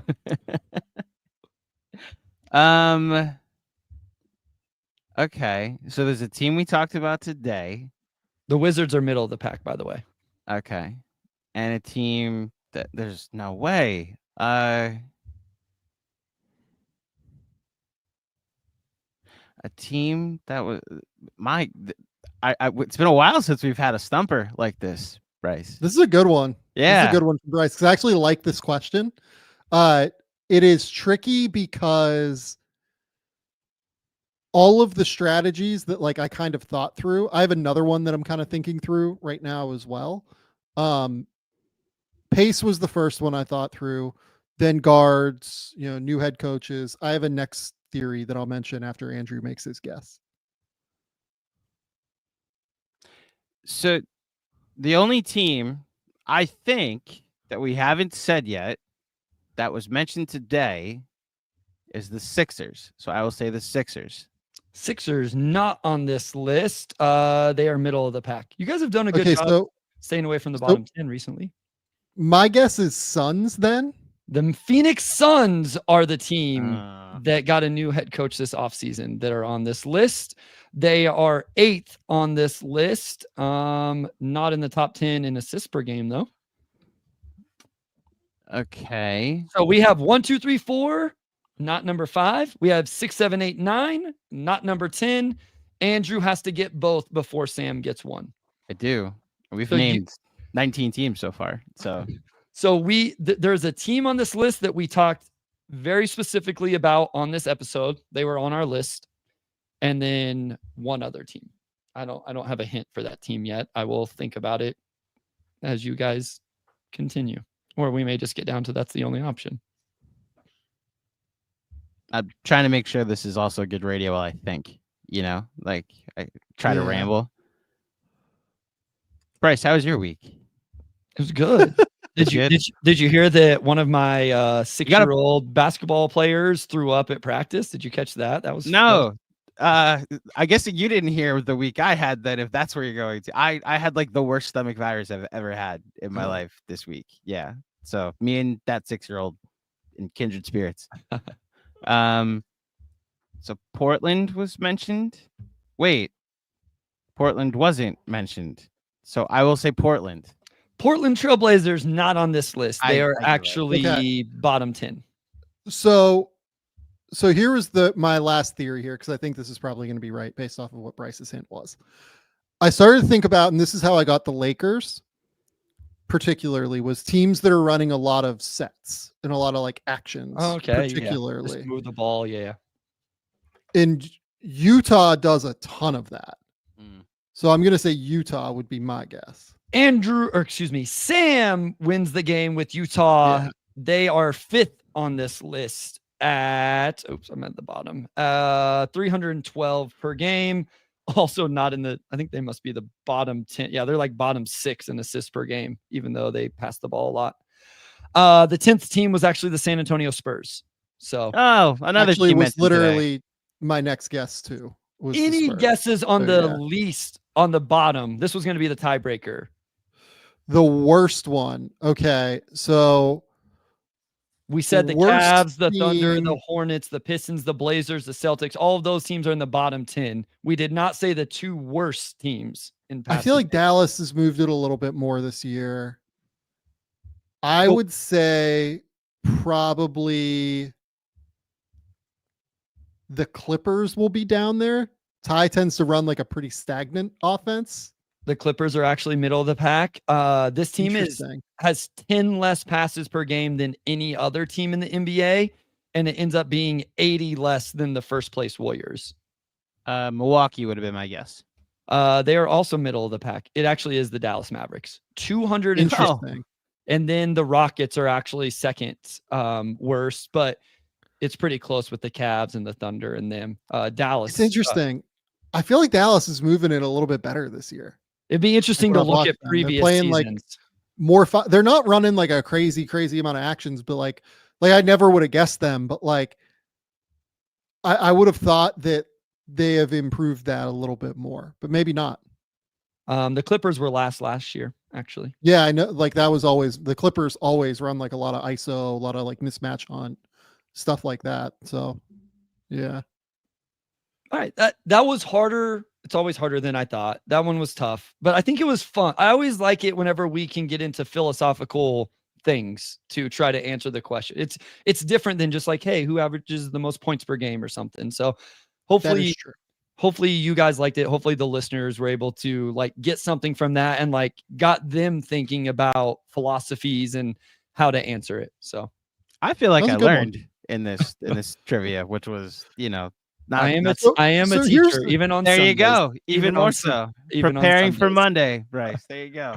Here's the issue. I don't know if I did because there's just nothing to learn. Like I'm trying to think like what the correlation is.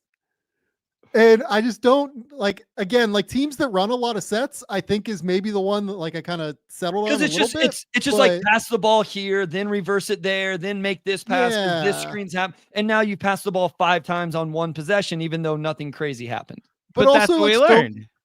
But so many sets in the NBA are like quick hitter stuff now. That's true. So like, yeah, I don't know what I've learned here.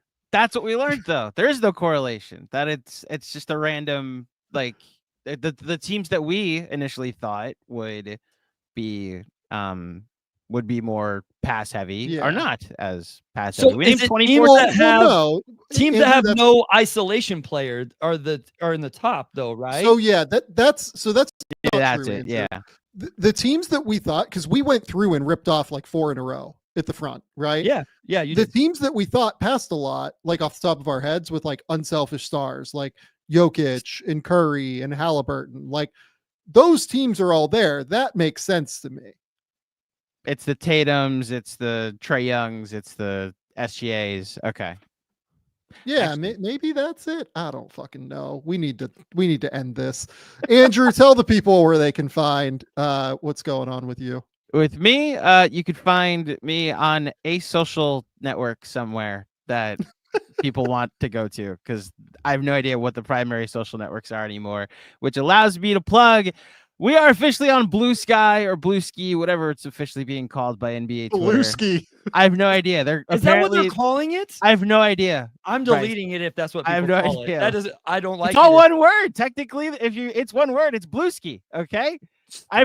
That's what I was not told. True. You were told wrong. That's wrong. It's not true. Heading over to Blue Ski so we can send out our skeets. Okay. We're also on Threads. We're also on Instagram. We're also on Twitter. We're also or on X, whatever it's called. I'm sure they'll come up with something new next week, and we'll make an account and we'll just repurpose everything, and we'll be good. But yes, oh my god! If you're watching and you're not subscribed to the Game Theory YouTube channel, please subscribe to the Game Theory YouTube channel. We've been getting a lot of interaction there over the last month or so. It's been really good. We've been repurposing the clips and the poll videos, which has been good. You never know when your team might end up with a film breakdown from good old Sam Vecenie. So head on over to the YouTube channel, especially if you're listening too. Please head over to the YouTube channel and please subscribe to the channel. Yeah, which by the way, also on the YouTube front, this has been the fastest growing month of the YouTube channel since we've had it. So very clearly, like you guys are super engaged in it, and we really, really appreciate all of that. If you're here watching this live, hit the like button. If you're watching it after the fact on YouTube, hit the like button. It just really helps grow the show. You know, it's really helped us get into like a new audience that maybe we weren't, hitting before. So if you're a long-term listener, if you're a short-term listener, whatever you can do to support the YouTube channel is always really, really helpful. Bryce, tell the people where they can find your work. You are muted, Bryce. Gosh, dang it. I keep doing this. I'm trying to be respectful. I don't want people to listen to me drink my water. Motor City Hoops on whatever social media platform you are using. That's not true. I'm only on X and Blue Sky. Blue Sky. Blue Sky. Like the color of your shirt. Yes, my favorite color. The Pistons Pulse podcast. If you want a Piston specific content, otherwise Game Theory podcast with the Sam Vecenie. Go to The Athletic. Keep me employed over there. We will be back at some point soon. I can tell you for sure I will be doing a post-game theory episode tonight. I will break down Dalton Connect's 27-point game against New Orleans. I will talk through Steph Castle's fun game against the Lakers from back on Friday. And then I'm trying to decide what else I'm going to do. I did kind of wonder, do I have to do another Dyson Daniels video already? Because goodness, like Dyson has just continued to blow up more and more and looks, just like a total stud. I feel like every time I watch him. I'll probably try and grab something else from tonight's games if you made me bet. Just trying to figure out what that will be. But other than that, we appreciate all the support here at the Game Theory Podcast. Please don't, we don't take that for granted. We appreciate and love you all for coming in, listening, either on the podcast feed or on the YouTube channel. We will be back probably on Thursday or Friday with more. Until next time, we'll talk soon.